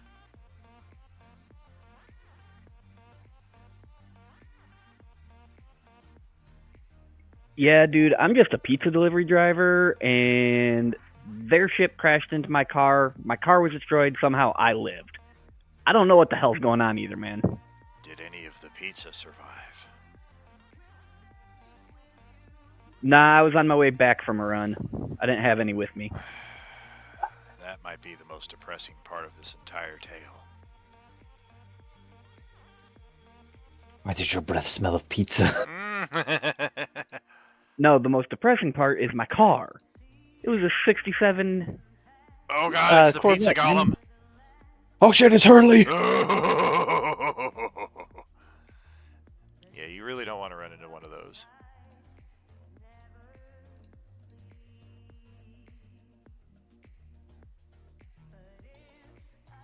So it sounds like some of your possessions fared a lot worse than you did. That lines up with our sequence of events as well. At least the place that we were inside of when we came to this location resembled very closely, and yet completely destroyed. Had to find a new place to hang our hat for the night.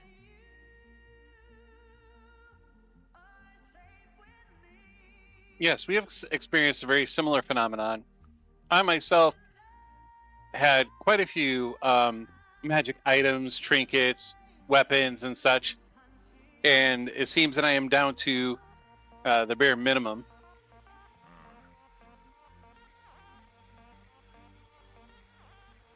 So you come here seeking the same thing, just a place to lay low and relax for a while. Exactly, a short rest, if you will.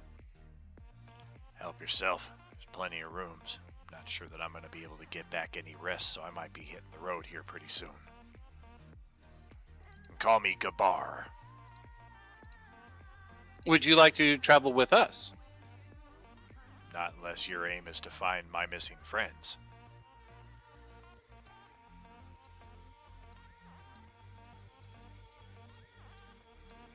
We could add that to our well, we really don't have a list of agenda right now, so finding your friends would be just as good as any.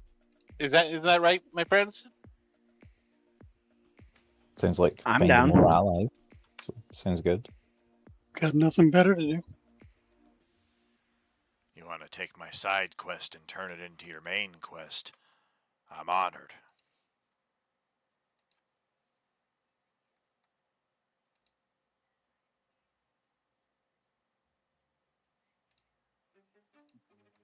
Well, it is our pleasure to bring some help to this unruly lands.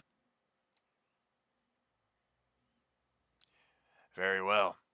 Get what food and drink and rest you feel you need. I'll be by the front door when you're ready to take off. Just don't take too long.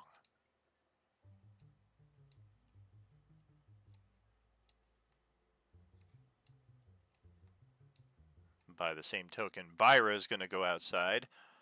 Just make sure his hut compatriots are still safe and sound. He is, in fact, going to run afoul of a few zombies that are wandering around the exterior of the building, one of whom happens to be this dude right here, who, as we have experienced on a multitude of occasions, when you are the lucky one who strikes the killing blow on Orange Class D39, you are awarded with a tidy sum of coins into your pocket. Being that this is the early stage of the campaign, of course, the coinage is reversed all the way back to its default state, that being 100 gold pieces. Byro will just take that small pouch of coins and toss it into the tavern. You guys can divide that or add it to one player, however you want to handle it. Mm-hmm. The food on the table here, is it fresh or is it like moldy? Like it's been here a while? It's pretty fresh. It's maybe because this group did take a long rest, it's like a day old, maybe a day and a half.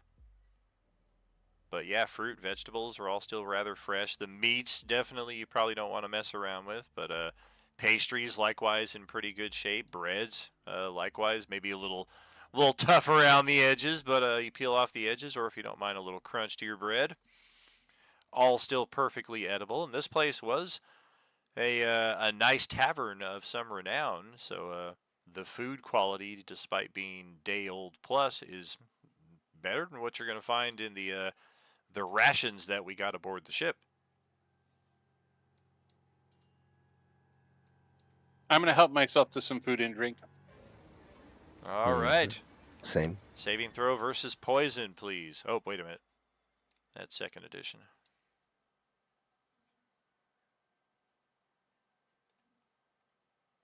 Yeah, plenty of rooms to lay down if you want to get a short rest. We can certainly click that. Look at that. This table gets a long rest and a short rest in 2 consecutive sessions. Bragging rights! Wait. I don't think we took a long rest. Did we? We did. Yeah, it really didn't do anything because we were all at full anyway. Exactly. It wasn't something that we took out of necessity of missing resources. It was just that we crashed, we did some RP, we uncovered some supplies, and we just said, hey, let's just call it a night and then go explore in the morning. Okay. Yeah, I knew it was this table or Wednesday table because I intentionally brought that to attention because Don is at both of those tables, and I knew it would just blow his mind to get a long rest in the very first session. And then Swan Crew on Sunday morning likewise took a long rest relatively about the same time. Like they did their introductory RP, got their goodies from the salvage of the crash, and then they pretty much took off east to Parua Bay proper, to the actual city where one of the characters is from. Like Ken in this party is native to Earth and not native to the multiverse. So too is one of the characters on Sunday morning native to this region, the settlement of Parua Bay in particular.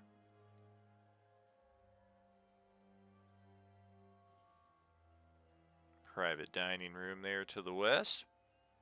Short rest can certainly get accomplished without any interference. There are no further foes or disasters or inconveniences to trouble your short rest here.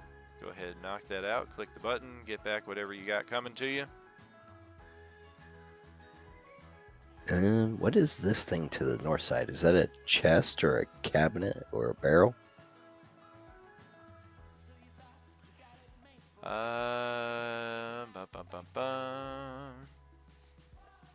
Yeah, that is a large chest where they keep all of the fine plates, glasses, silverware, things of that nature. One addition that Roll20 has given us here, like I have the ability to just kind of say this and draw everybody's attention to it.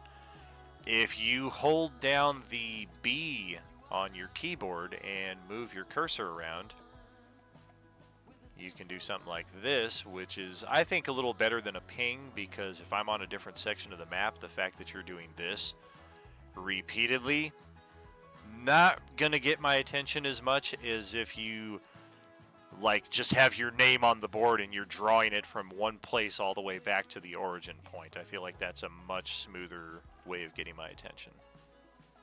Of course, speaking it and having your token in the general region is also very helpful. Mm-hmm.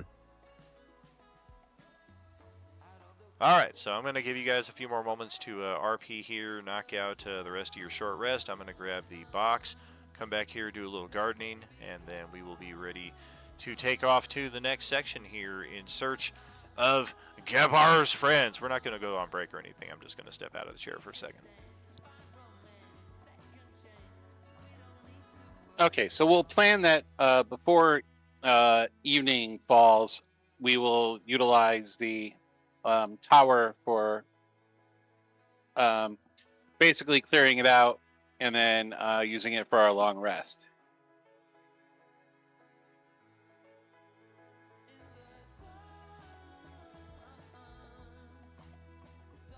Where are we going to go for our long rest? Well, we still have plenty of time. I mean, we just finished a short rest here, but we're going to head to the east. We're just going to base it on time, that we want to make sure that we have the opportunity to clear it out and get a rest inside while it's still early evening, versus doing it early in the day, having it cleared out, and then being stuck in one spot because, you know, putting the tower back up wouldn't be feasible. Fair enough.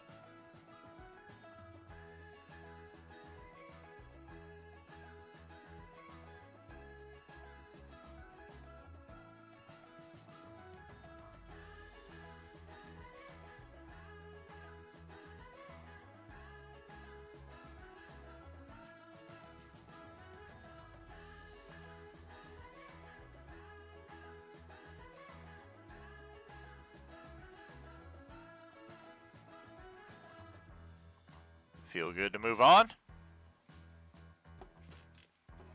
I'm good ready. to go. All right. Let me just check out the next map, make sure we're in good shape for this. That all looks okay.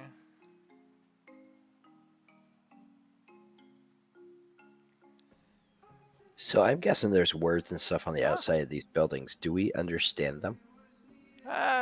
More or less. I like to basically just say that the common in D&D is the same as Galactic Basic, and Star Wars is the same as English in Earth. That way we don't have to have every character trying to learn languages from 3 or 4 different settings when you've only got so many languages. Like, maybe it's not exactly the same, but you can make out the general gist of what's trying to be said.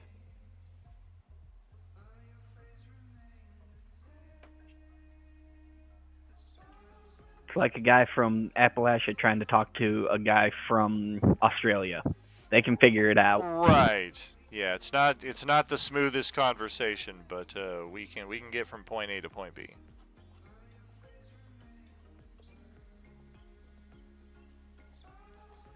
Unless it's Boomhauer, then we're all screwed. What's going on out there in Streamland? A lot of contributions to the community challenges. See if we can get these feats added to all of our characters who do not already have them. Not many characters picked up these feats.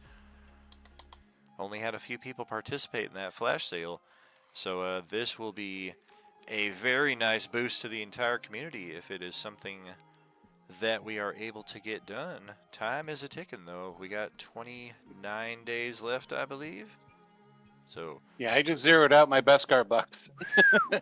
rally your fellow tables. I know some of our players are sitting on 100K plus Beskars. They just got to show up for a second and drop in a donation. And if they only do it the one session every 2 weeks that they are here, then they're going to drop 4,000 total in the 1 month that this community challenge is up, just as an example. All right, let's. Oh, I forgot to put the grinder away. Whatever. And the bag. Jeez Louise. All right, map is set. Did we do dynamic lighting? We did. Okay. Oh, sure, that makes sense.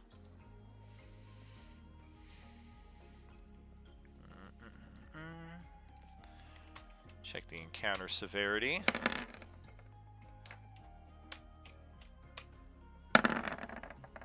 $44 and 7. Not quite as cool as 46 and 2, but we'll make do. Let's see, that is 3, 5, 7, 9, 11, 30, 40, 50, 60, 17. Okay.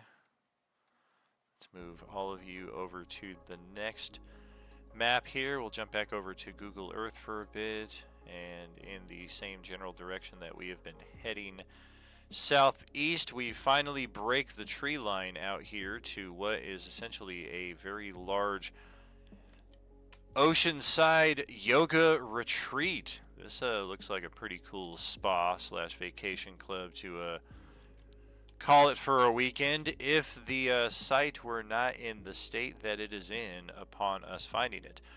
Actually takes us a good majority of the afternoon to get through the rest of the tree line here, descending from the tall slopes down here to the yoga retreat, and it is actually the sun is actually descending at this point in time upon our arrival. Get this set, move you guys over to the next map, go through the basic description, yada yada. So we have been around the block enough times in the adventuring circles to recognize some kind of ritual when we come to it, and this is definitely something in progress. It is a Yuuzhan Vong ritual. It is one of the rare times ever that you will see Yuuzhan Vong using any kind of magic, spiritual energy, force, if you will.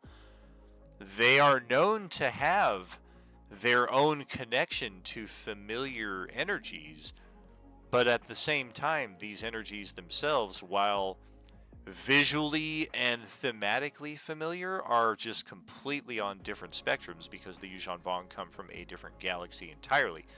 That's why you can't sense them, you can't affect them with most magic spells. A fireball is just going to wash off of them because it's a magic energy that just doesn't touch them at all. And Evard's Black Tentacles spell, likewise, their tentacles created by magic, they're not going to affect it.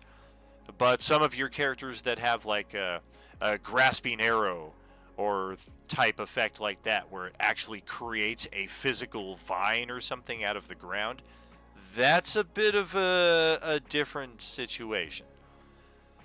So we are approaching this site where there is some kind of obvious ritual in progress. There are 7 large bloodstones, each about 6 to 8 feet in height. They've each got to weigh about a ton, and they are equidistantly spread almost in a perfect circle. There is one opening for the entry into the ritual circle, if you will. There is one Yuuzhan Vong posted at each of these bloodstones. There is intense swirling energy of Yuuzhan Vong magic swirling around each of these bloodstones.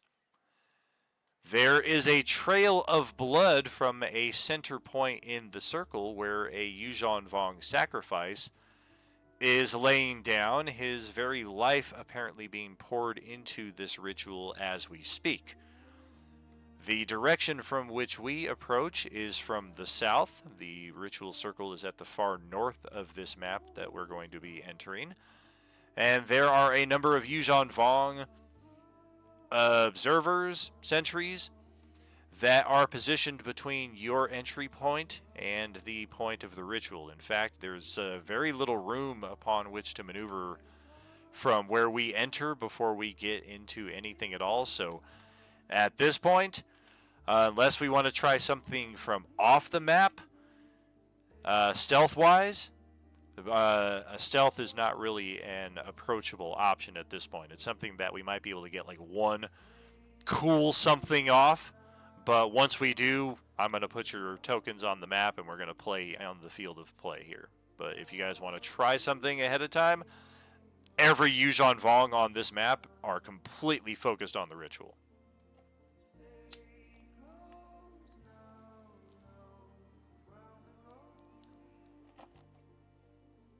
How do we replay this? All right. I'm not very as combat savvy as many of you, so I shall bow to your lead.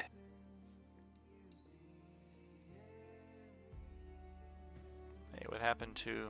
Oh, Does anyone have any tricks that might be able to catch them unawares?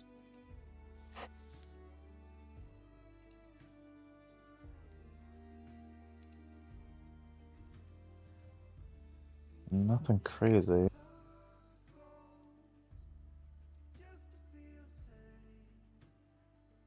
Not really, no.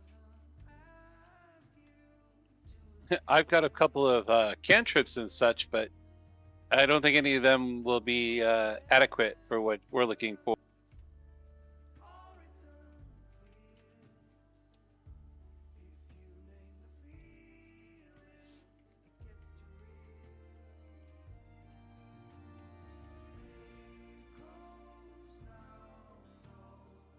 Yeah, I don't know what to do about this. just want to go in there and engage. The longer you spend debating your options here, the more likely they are to finish the ritual while you stand around talking about it. Yep, so I guess we're engaging as is. All right. Just drop you onto the map, then bring some light to this darkness here. Let's see. We'll bring in the cat, the fairy, the gasoline, the Selena, a Triss, and a Zane. There we go. You guys are all here at the south end of the map. We've got sentries very close by who have their backs to you, although as soon as we start rolling initiatives, there's going to be an immediate chance that they just kind of notice the presence of half a dozen people suddenly approaching the site. And then, as described, here's the ritual circle up here to the north. The sacrifice in the center, the swirling bloodstones, the posted Yuuzhan Vong at each of them. Speaking of turn order, let's have you all roll.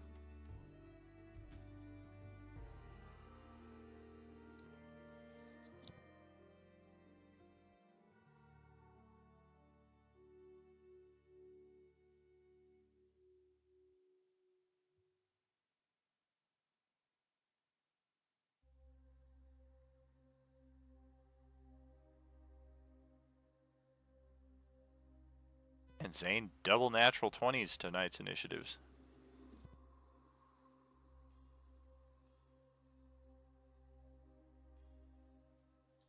Could use a couple of them in combat too.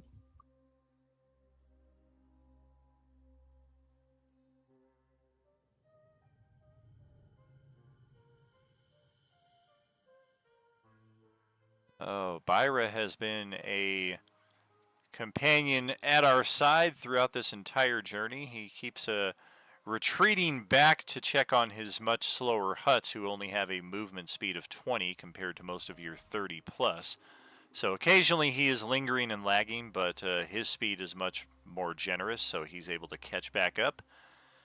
Our new friend Gabar, however, now that we're all kind of collaborating and looking at the site and how we want to approach this, he is nowhere to be seen.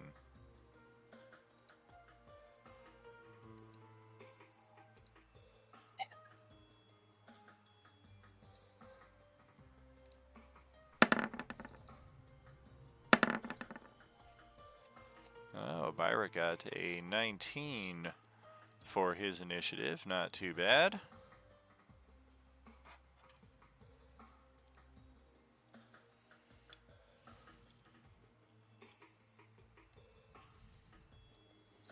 And as for the Yuuzhan Vong themselves, let's check it out.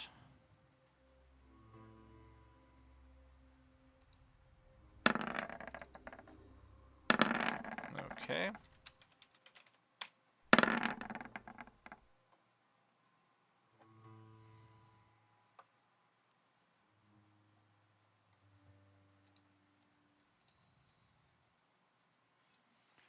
All right, Zane, you have got top initiative.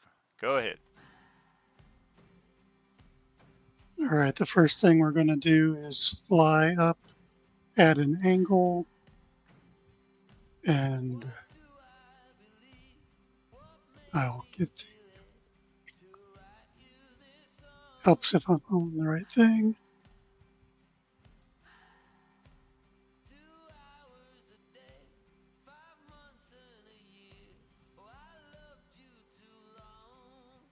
So we're 25 feet up, and I assume the shadow in front of me is one of the stones you talked about. Mm-hmm.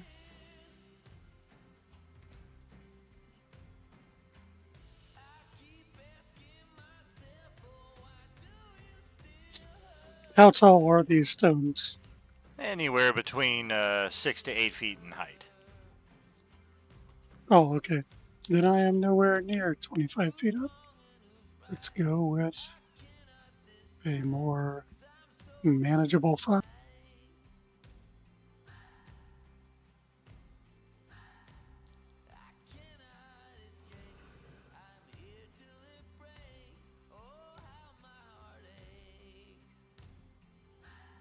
And I am going to see if I can put a crack in this stone. Okay.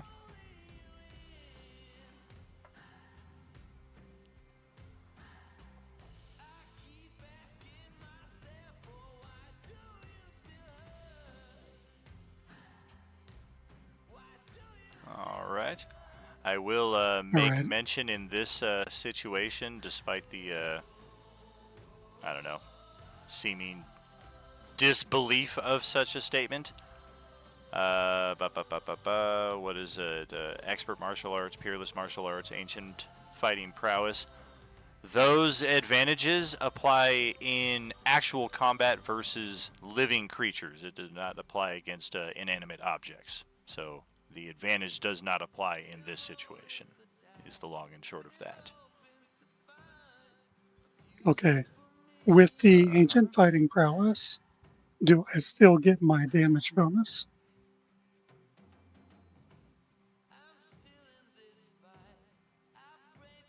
That would only apply against the against a living opponent.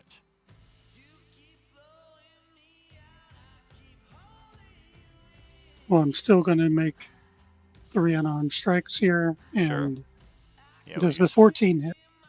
14 will hit. It's just not gonna do. It's not gonna beat the AC to do any damage. It's almost like you kind of bust your knuckles on it. So you might need to boost that up a little bit.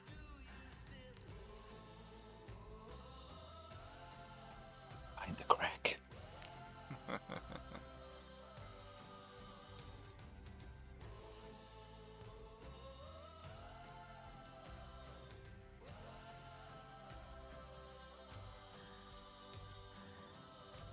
With no boosts on it, that's what the bludgeoning damage would be.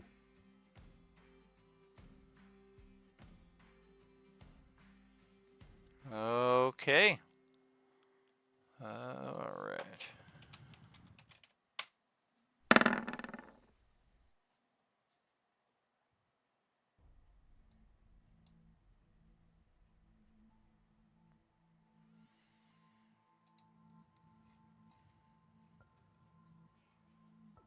Is there any sign of any damage that was done, or Give me just does a Zane feel second. like that's a waste of time?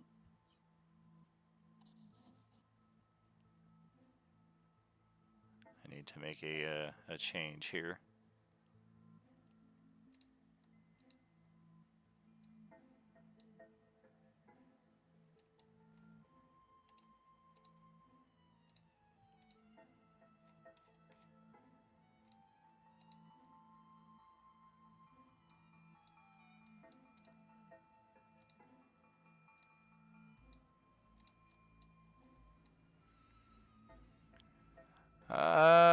I'd say there's a change. And every Yuuzhan Vong in the region is now staring very, very evilly in Zane's direction. Well, that is turn. All right. Oh, Trist, that is over to you.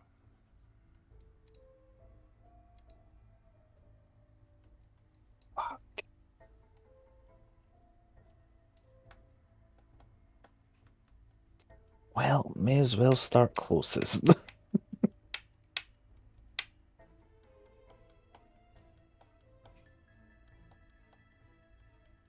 have a feeling this is going to get bad, so.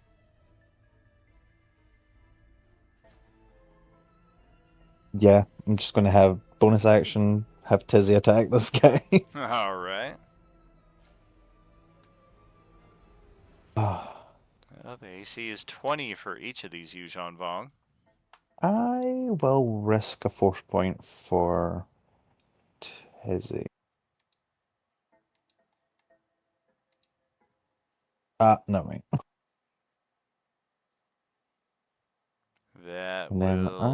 That'll hit.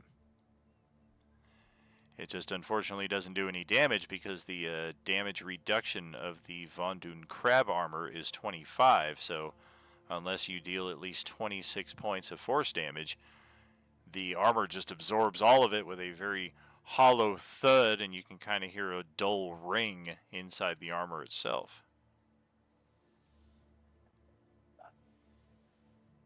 In that case, I will take him at 2 attacks. When the fuck not?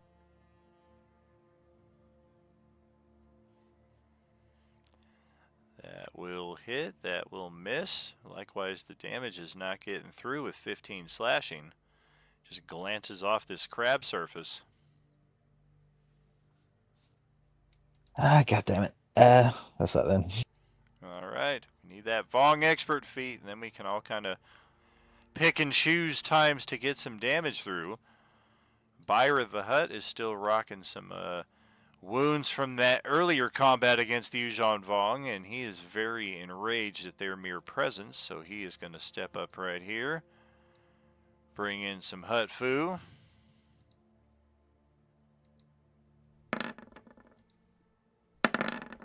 Oh, yeah.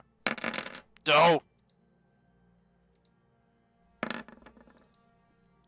Doe! All right. Well, we're in the midst of combat now, even if we're not getting a whole lot done. That will bring Petro to the top of the turn order.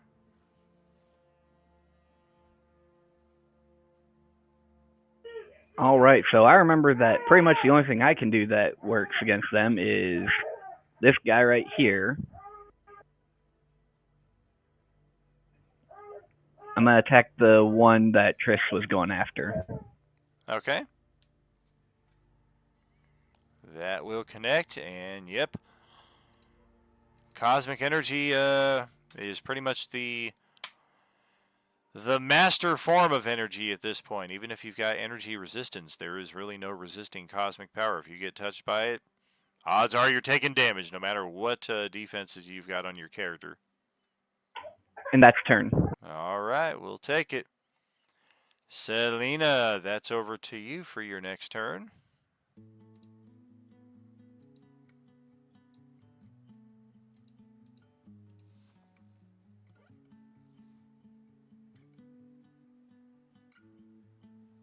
Are those just different icons for some of them there, or are they more important looking? That would be a find out in game. They all appear to be wearing the heavy armor that is indicative of the warrior class, but that doesn't mean there aren't different classes of warrior within.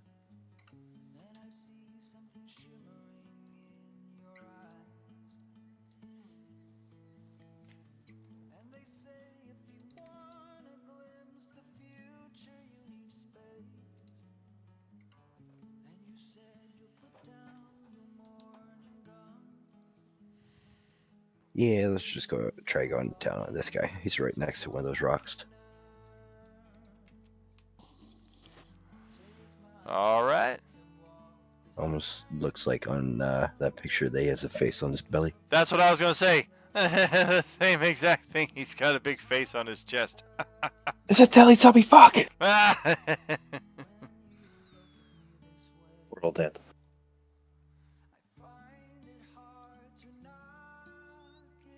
Damn it. Let's try using a force point. All right.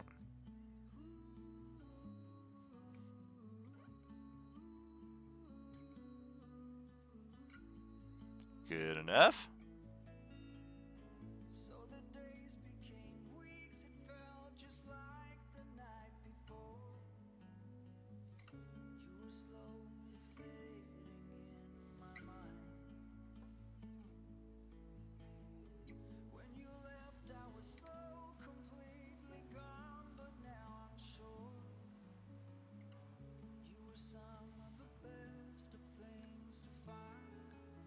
The Eldritch Teletubbies.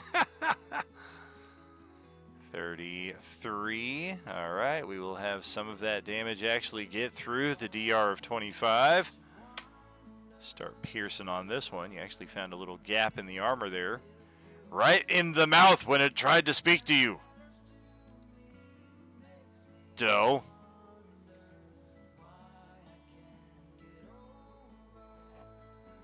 Yeah, we'll just let that second one go. Okay. All right. Before the Yuuzhan Vong get going with their turn here, I'm going to go grab another beverage, so another 1 minute or so, and then we will proceed with their turn. Most of them are probably going after Zane. Spoiler alert.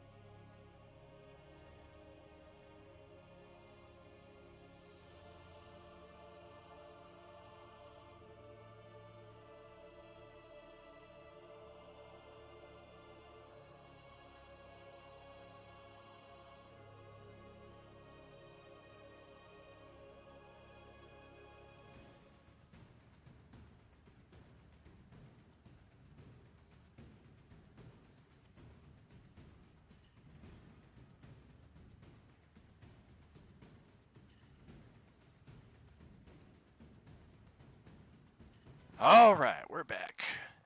Let's see. 1, 2, 3. Yep, there's all 7 of them. This guy here, we were... what percentage into the ritual were we? We never even really established that. Oh yeah, we were almost done. So yeah, this guy is almost completely dead. He has given so much of his blood to the ritual. The others, however, not so much.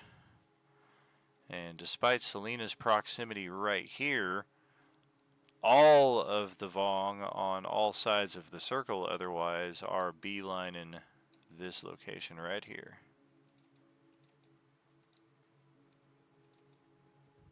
It's been fun.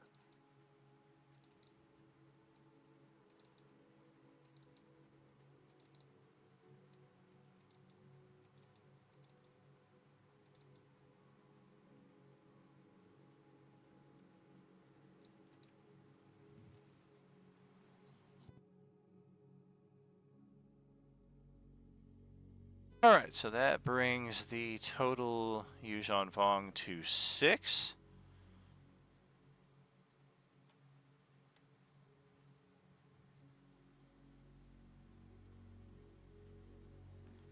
I think we're going to go with 6 of the Kufi dagger attacks to start off with. 4 of them do have advantage. We'll start with the 2 that do not.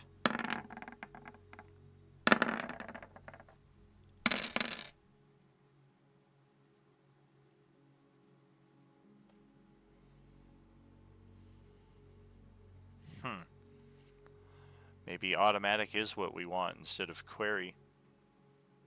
But then I guess that means we have to manually toggle advantage, disadvantage every time. Alright, so Kofi 1, Kofi 2, Kofi 3, and Kofi 4. Oh wait, there's actually 6 of them. My bad. Oh wait, no, only 5 Kofis. That guy can't reach you with a dagger all the way from over there. Alright. Who hit you?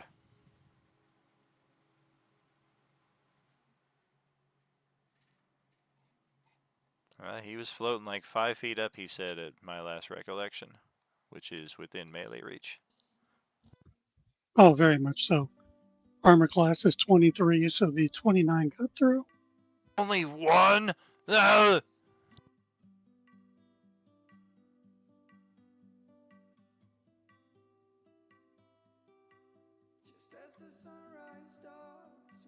It's funny, my vision was blurry for a second. It looked like your hit points went from 70 of 70 to 86 of 70. I was like, how did he get 16 hit points from being stabbed in the neck?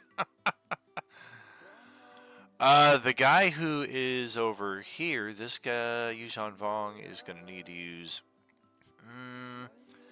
the snake form spit of the amphistaff. This we can do at range.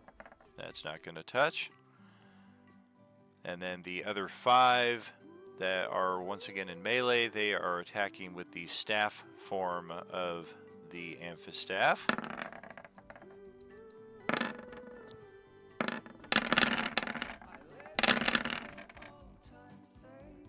Damn, I probably shouldn't have spammed that so quick. I see the danger of that now.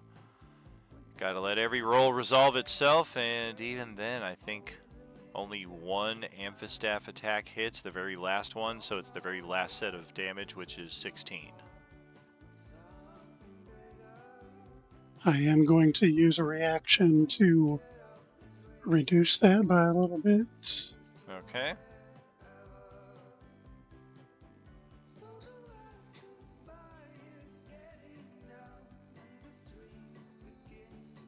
If it'll roll. While we're waiting on that, the last Yuzhan Vong that is at range is going to toss a thud bug in your direction. That will miss.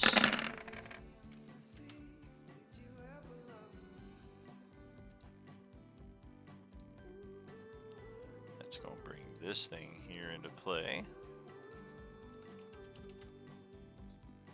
Not spending a key point to redirect, just deflecting the attack. Okay. We got thud bug deployed. This guy here is going to limp up half his movement to get to there. And then 5, 10, 15. How dare you interrupt my sacrifice of myself? I'll kill you! Staff attack. Snake form bite. Oh, so close. And a jab with the kufi knife. Ooh, did that touch? Was it 23? There you go. Alright. We did it! Well, I guess technically he had advantage too, but whatever. And then we move to Yuzhan Vong right here, who is attacking Selena. We will try a bonk attack with the amphistaff. Oh, now we're getting the really high rolls. Jeez, 24 for 14. Ow! Bonus action with the kufi knife. 17 to hit for another 8. Is your AC 15, is that correct? No, my AC's 19. 19. Okay, yeah, the AC has not been lining up between token and AC, or I'm sorry, token and character sheet. So 24 hits for 14, otherwise the knife attack misses. And then we have 4 other Yuuzhan Vong down here. I think we're going to try to play some man-to-man defense here to make sure nobody else gets up to the ritual circle. We're going to get right up in everybody's face. We're going to step back just slightly here to kind of cut off any attempted retreat. And then let's take one Kufi knife attack on each of you going west to east. So that is Paul, Don, Ken, and myself, each getting attacked with the knife. I want the knife. Third attack. Fourth attack. Alright. Well, fourth attack definitely missed me. Third attack, 16 on Ken. That'll hit. 10 slashing damage with the knife. 24 on Dawn for 8 slashing damage. I'm resistant to slashing. Very good. And 17 to hit Paul. That hits. For 8 slashing.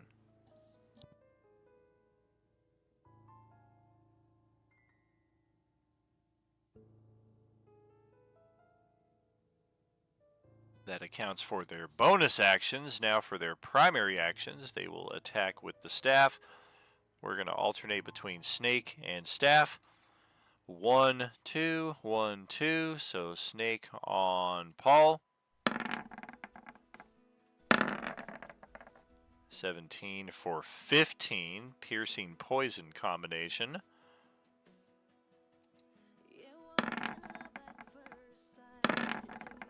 Oh gosh, a 29 to hit Mr. Twinkleberry for 18 bludgeoning.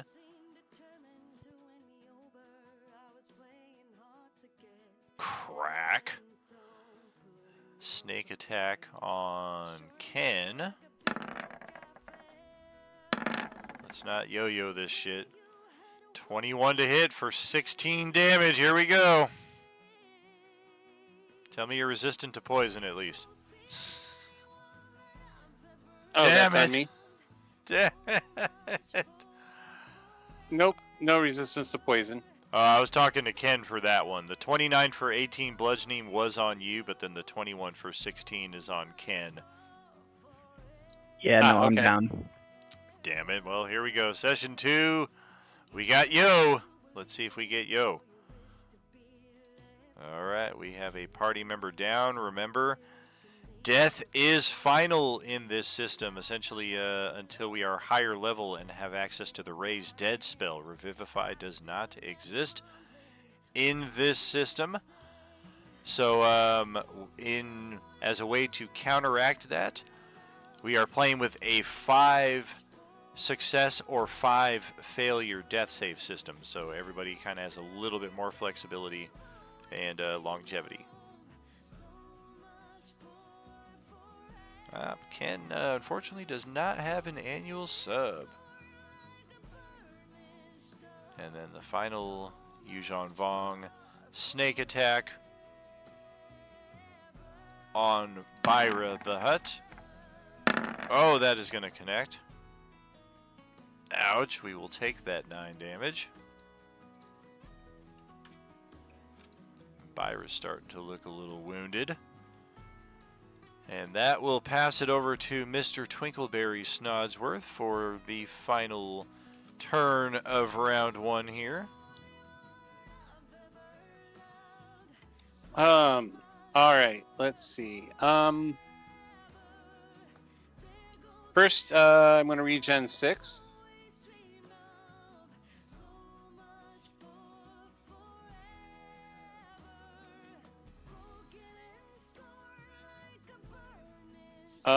And then, oh shit. All right, I'm going to use my bonus action to Misty Step this way, and I have that as a superpower, so I can teleport. And then, Nice. let's see. I am going to. Yeah, where's the death save tracker on the sheet? It's first time for everything. We got to find it now. Right. I I'm going to imagine try somewhere near to the health. It shows up Eldritch when you Blast. hit 0. Oh, interesting. Oh, okay, that's cool. Yeah, I'm going to Eldritch Blast this guy. All right. I'm going to use an inspiration to take the 23. Okay. Why is it rolling with advantage? Because I tried doing the advantage thing to see if I could get the damage to show up. Try just public automatic. But yeah, we'll try the 23 and then go ahead and roll the damage.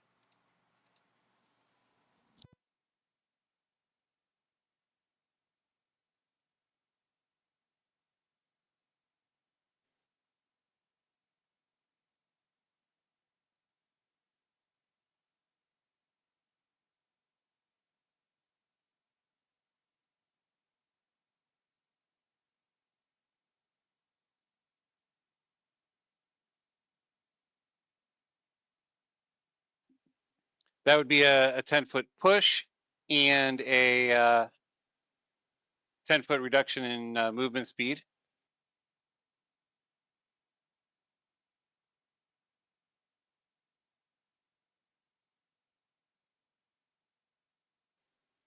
And then second Eldritch Blast. Is that in addition to the damage, or is that if they take damage? Send it to the damage. Is that I can push them back. I don't even think it damage him for that Okay, effect to work. that's fine. I'll push him. He ain't taking any damage, though, and we're not going to inconvenience the other guy who was not part of the attack.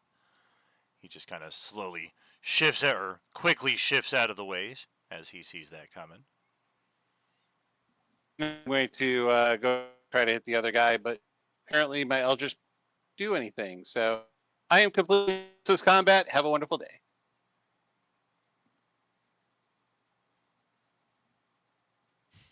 Oh, there you go. Useless my ass.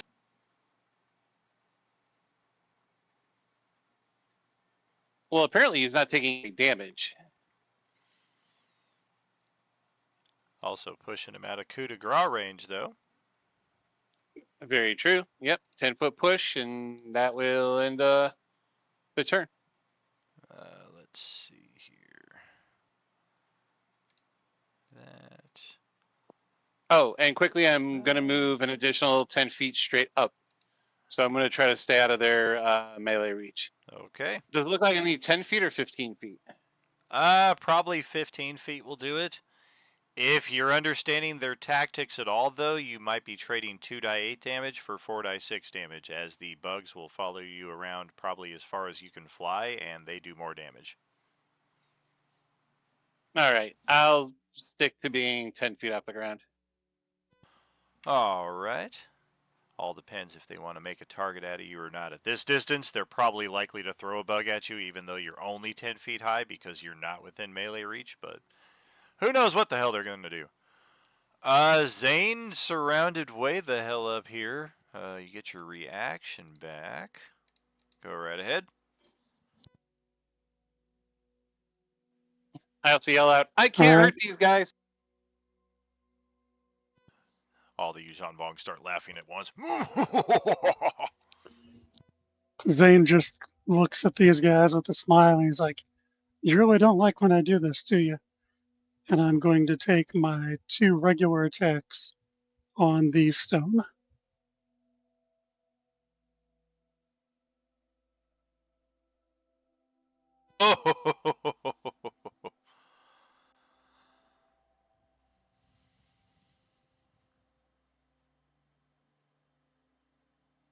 Yeah, they really did not like that, especially depending on the damage output of that natural 20.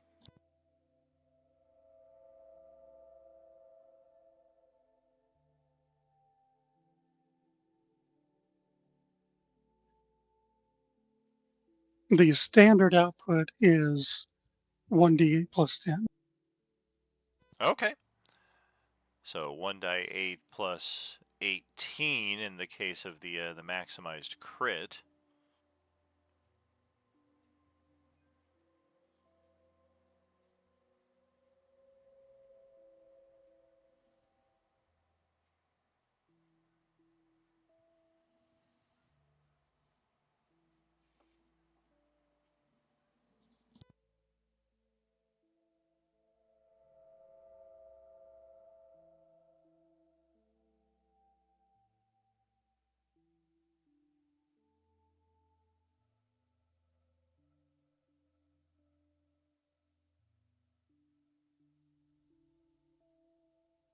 Do we have damage incoming? Is it just delayed?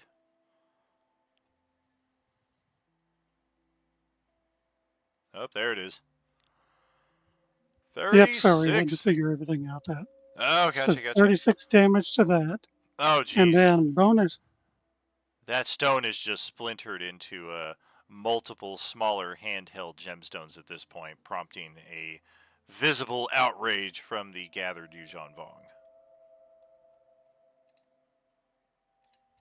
Bonus action, we are going to spend a key point, a focus point, whatever they are now, to add a disengage to my Step of the Wind. So I will Step of the Wind and disengage as the same action, Sure. or same bonus action. And I'm going to go over here to this other side, and we're going to be 30 feet up. Very good. Can already see the bugs just flying in your direction as you're fleeing away with the 6-second combat round general nature of things. Before that, though, Triss will get a turn, and so will Byra. Quick question. Would green flame blade or anything like that help with the amount of damage I need to do, or? You would guess not. It's magic fire, which they're likely to be completely immune to. In that case, pocket sand! Ow!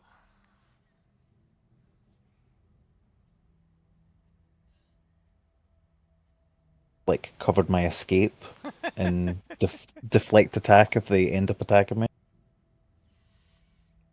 Let's see.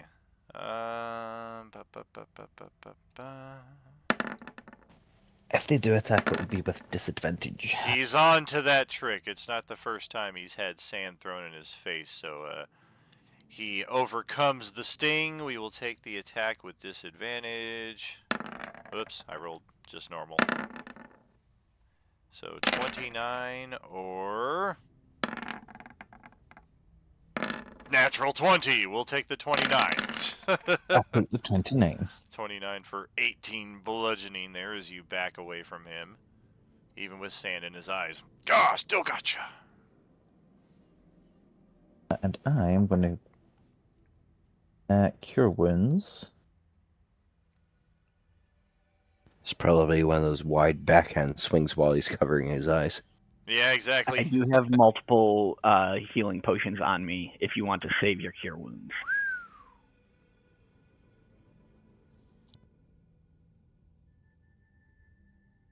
Honestly, not really. Fair enough, just wanted to let you know.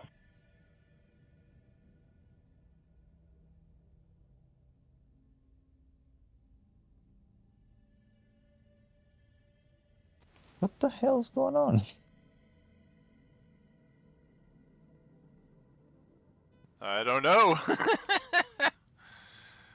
Oh, our poor game. I'll have Our poor I'll game. have Tizzy come over and protect me and Petro, and I will res you, but just give me a second while I figure this out before we move on.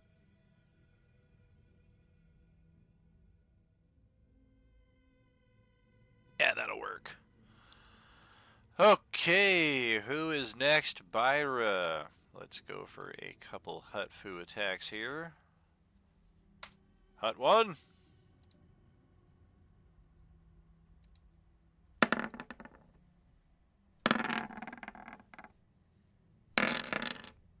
Hut 2.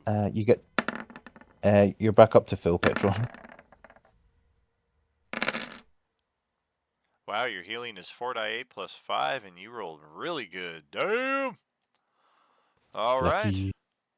Yeah, Byra is much less effective this round, so we'll just kind of shift position to try to play as if we're going to try to pass the Yuuzhan Vong defensive line here and possibly establish a more unified cordon on the other side. Petro is prone, so it is half your movement to get to your feet. Otherwise, you are good to go. All right, I'm gonna get to my feet and I'm going to blast that one there. Very cool. Yikes. But that you're not.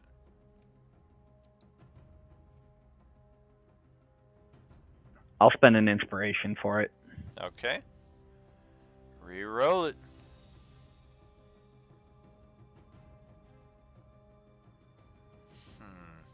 And then yours is rolling just like it used to on the old sheet right there. So I want everybody to be on a unified something so they're not like, how come Ken gets to roll 4 dice and we only get to roll 2?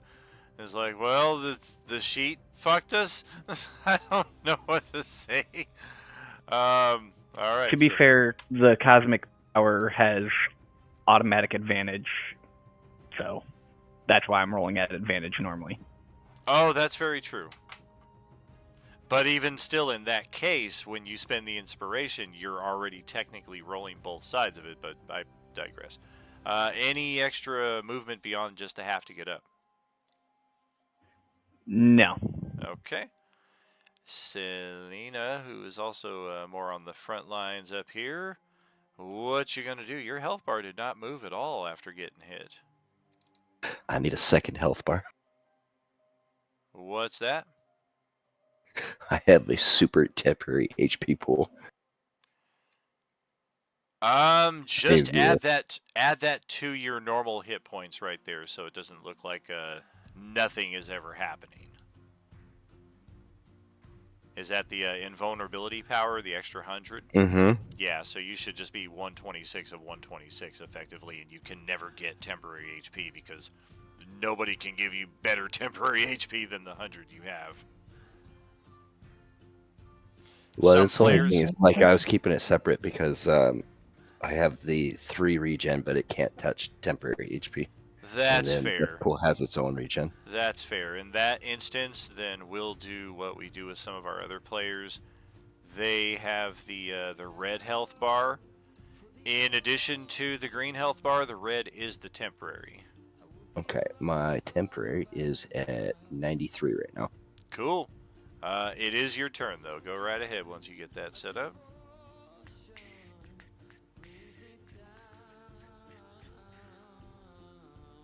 Wow, 2 die 8 per upcast. Very nice. Very generous.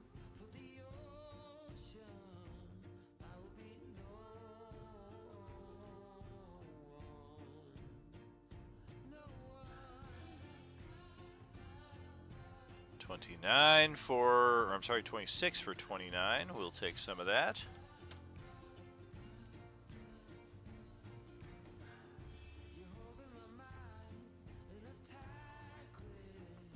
Also a hit, 22.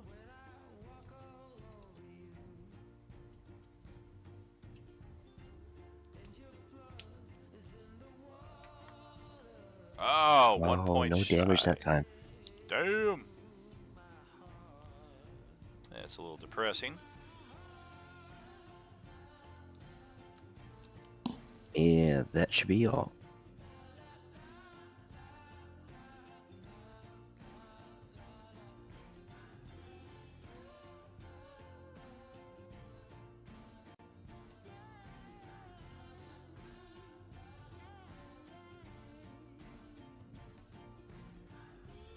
So the Yuuzhan Vong will spread out, deploy their different varieties of grenades slash bugs. There are 4, 5, 6, 7 of them in total.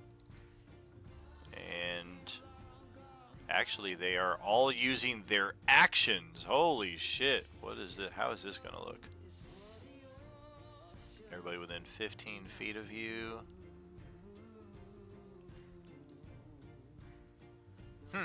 Nobody's within 15 feet of you, so yeah, this will be interesting. Wow!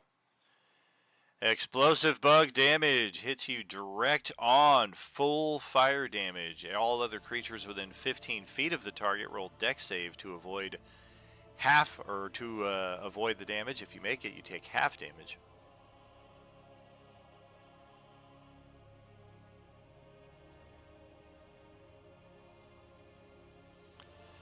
Second explosive bug attack.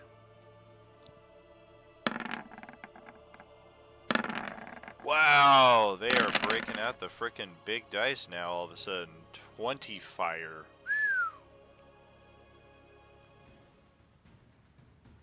There's still 5 more of these flying in your direction. There we go.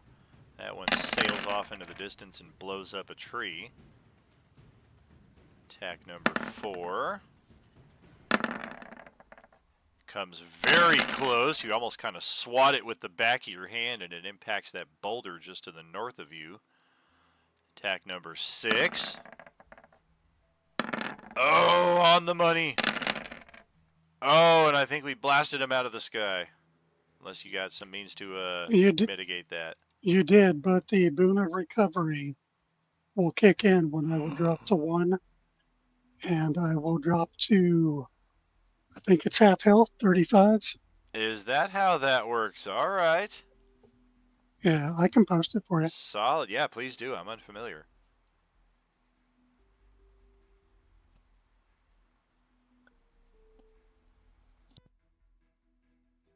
The new boons are for 2024 are amazing. Yeah, it makes sense. I may have to rethink their implementation, but it's too late to do so now for Act 7. I'm just thinking about like the next campaign ahead. I'm like probably going to restructure the entire support system when we get to the post-coalescence era. Let's see. I can drop to 1 HP instead. And yep. That's pretty cool. All right. Well, good to know, because here comes explosive bug number 7. Or was that number 7? That was number 6, wasn't it? 2, 3, Yeah, that was 6. 4, 5. 2, 3, 4. Actually, that was number 5. Shit. 2 more coming.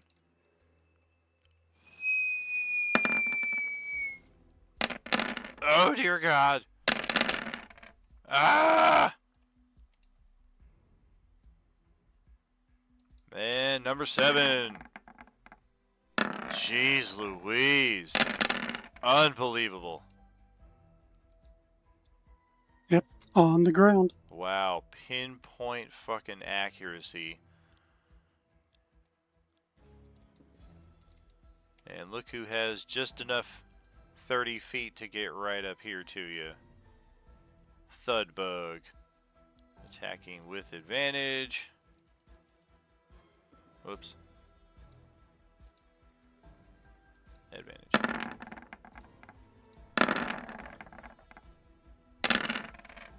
Well, that basically just is a failed death saving throw, which will likely be undone when you regenerate on your next turn. That is it for that cluster of Yuuzhan Vong, the mass majority of them on the field. Up next, we've got this one that's about to lay the smacketh down on Selena with the Amphistaffeth.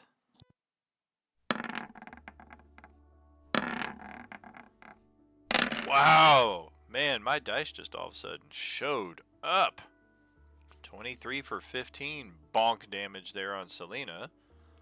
Would it reduce to 7 or 8? Always round down. Gotcha. And then a missed Kofi attack. Yeah, I think you said you had a 19 AC. Mm-hmm.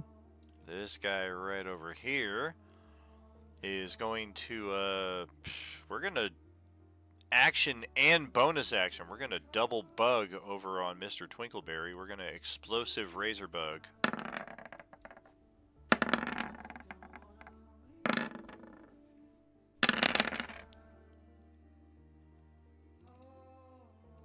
Wow, I think we just got him for 47 points of damage. Or no, I'm sorry, 46 points of damage. Unless you've got slashing or fire resistance.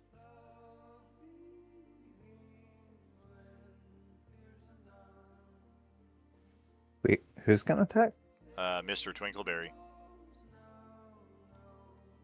This guy right here just threw an explosive bug with an action and a razor bug with a bonus action, both of which hit Mr. Twinkleberry's armor class, I do believe, for a combined... And both of them were slashing? One slashing, one fire. 22 fire, 24 slashing. 4.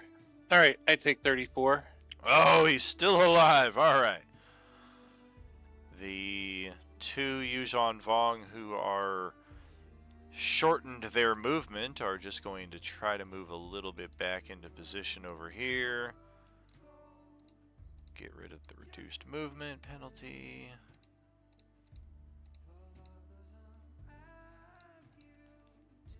And attacking on Paul's character here with the staff form of the Amphistaff.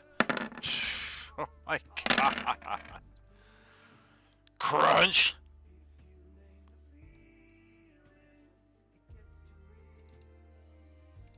We are not aiming to kill.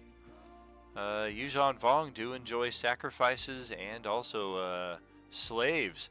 So if they can get you to this point and put you in a different existence on the other side of consciousness, that will probably be their preference. We're going to attack Ken here again with the snake form of the Amphistaff. Holy crap, somebody finally missed. Jeez. And the final Yuuzhan Vong attacking Byra the Hut. We are Staff and Kofi. Neither of which hit the Hut's armor class of 20. That will bring Mr. Twinkleberry to the turn order top. Okay. Yeah, I can't do anything. I can't hurt any of these guys. I can maybe push them around a little bit and such. But at this point, Twinkleberry's done. He's flying the hell out of there. Which direction? South. I mean, he goes, you know, do what you can, but I can't do anything in this combat except for take damage. Bye. And he flies south. Okay. What is your alignment? Because are you under the impression that the rest of the party is just dominating the Yuuzhan Vong and you are the only useless one here? I am chaotic neutral. But yeah, I mean... Are you willing to endure 32 more sessions of what might result of you abandoning the party when half of the rest of the party that is being left behind are unconscious? I can't do anything. I'm not debating that. That is not the point. The point is this is a team effort right here, and everybody else, whether they are effective or not, to different degrees, everybody's getting assaulted. Sometimes the only thing you can do is take some damage that somebody else doesn't need to be taking. Whether it's optimal or not is not always the point. I'm not trying to say, do this, don't do that. I'm just trying to provide a little insight for the character in this being only the third combat this group has shared together in this campaign, and you're basically just saying, bye everybody, I'm not optimal here, so later is how it comes across.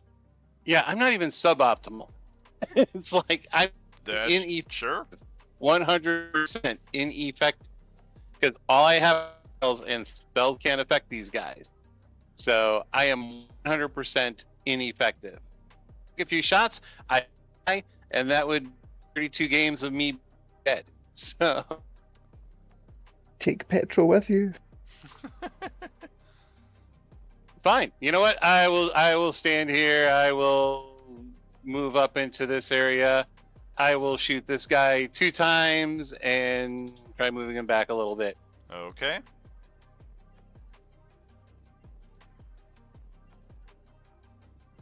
What's funny? What'll be funny is if you're successful.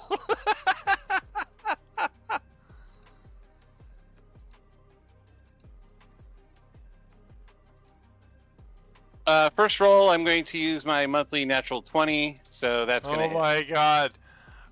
Okay, we'll go ahead and roll the damage, because we might get a little bit through in that respect. But the funny part It's force damage. It's magic. It's not going to affect them. They're not affected by magic. Oh, that's very true. The funny part is you just pushed it into flank position.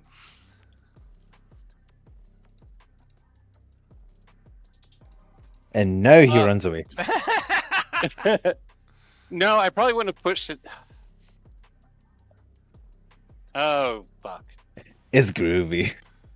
No. I mean, put maybe him like back. you come at an angle and like push it over this way. Yeah, so shoot up this angle and Yeah, like maybe you're over here. try to get him away that way. Yeah, there you go. All And the right. cliffs nearby.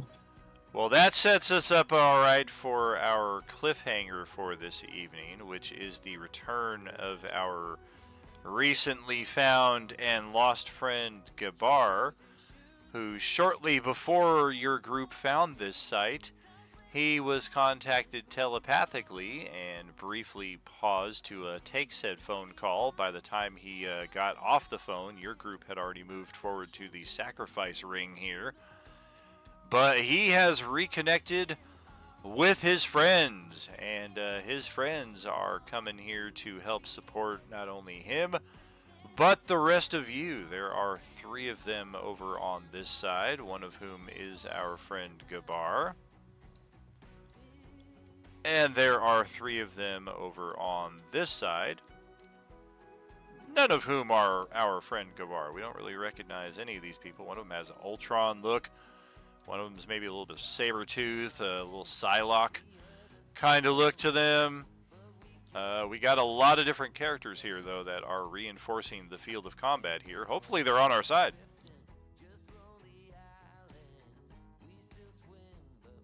Let's get that turn order copied over, though, because we are going to need that 2 Mondays from now when we resume this campaign. Otherwise, that is a wrap for this evening here for Coalescence Act 7 Monday night. We are not back with more Coalescence action until Sunday night. We've got a Friday night, a Flex Friday game this week. We're going to delve a little bit more into the Marvel Multiverse system. We had a little bit of fun with that last time, even though most of us, including myself, didn't really understand the rules. We were just kind of playing around with it. Everybody chose an existing MCU character that they found a particular affinity with, so we didn't even bother with character creation. One player chose Black Widow, and another player chose the Hulk. Like, everybody was playing something that was pretty wild, and very, very straightforward game, and the characters were very overpowered in the first stage of the Cataclysm of Kang Marvel Multiverse adventure. So that will be our next tabletop role-playing game experience this coming Friday evening.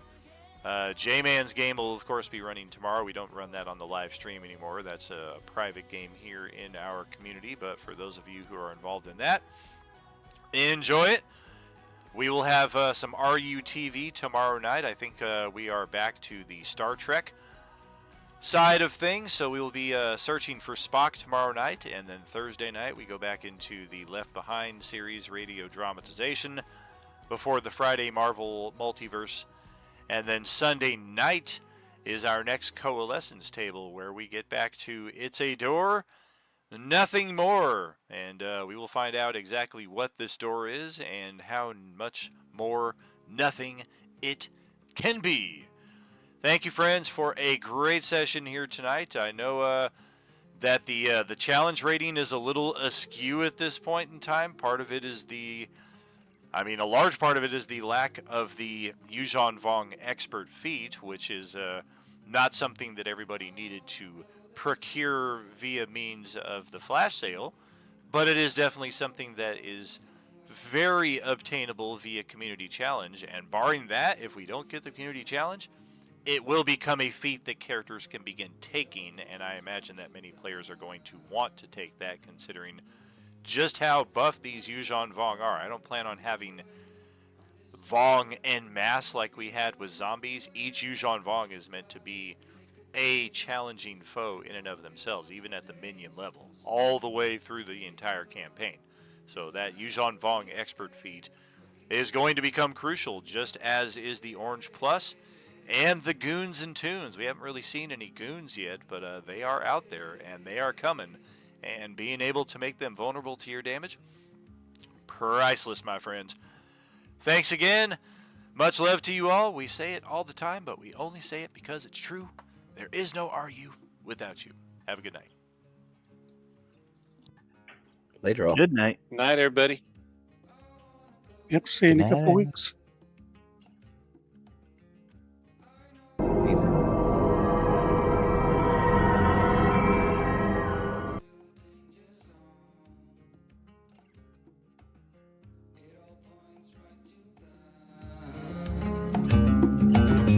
I set myself aside either way on this trial. If you don't know the way, we can start and make a change. I know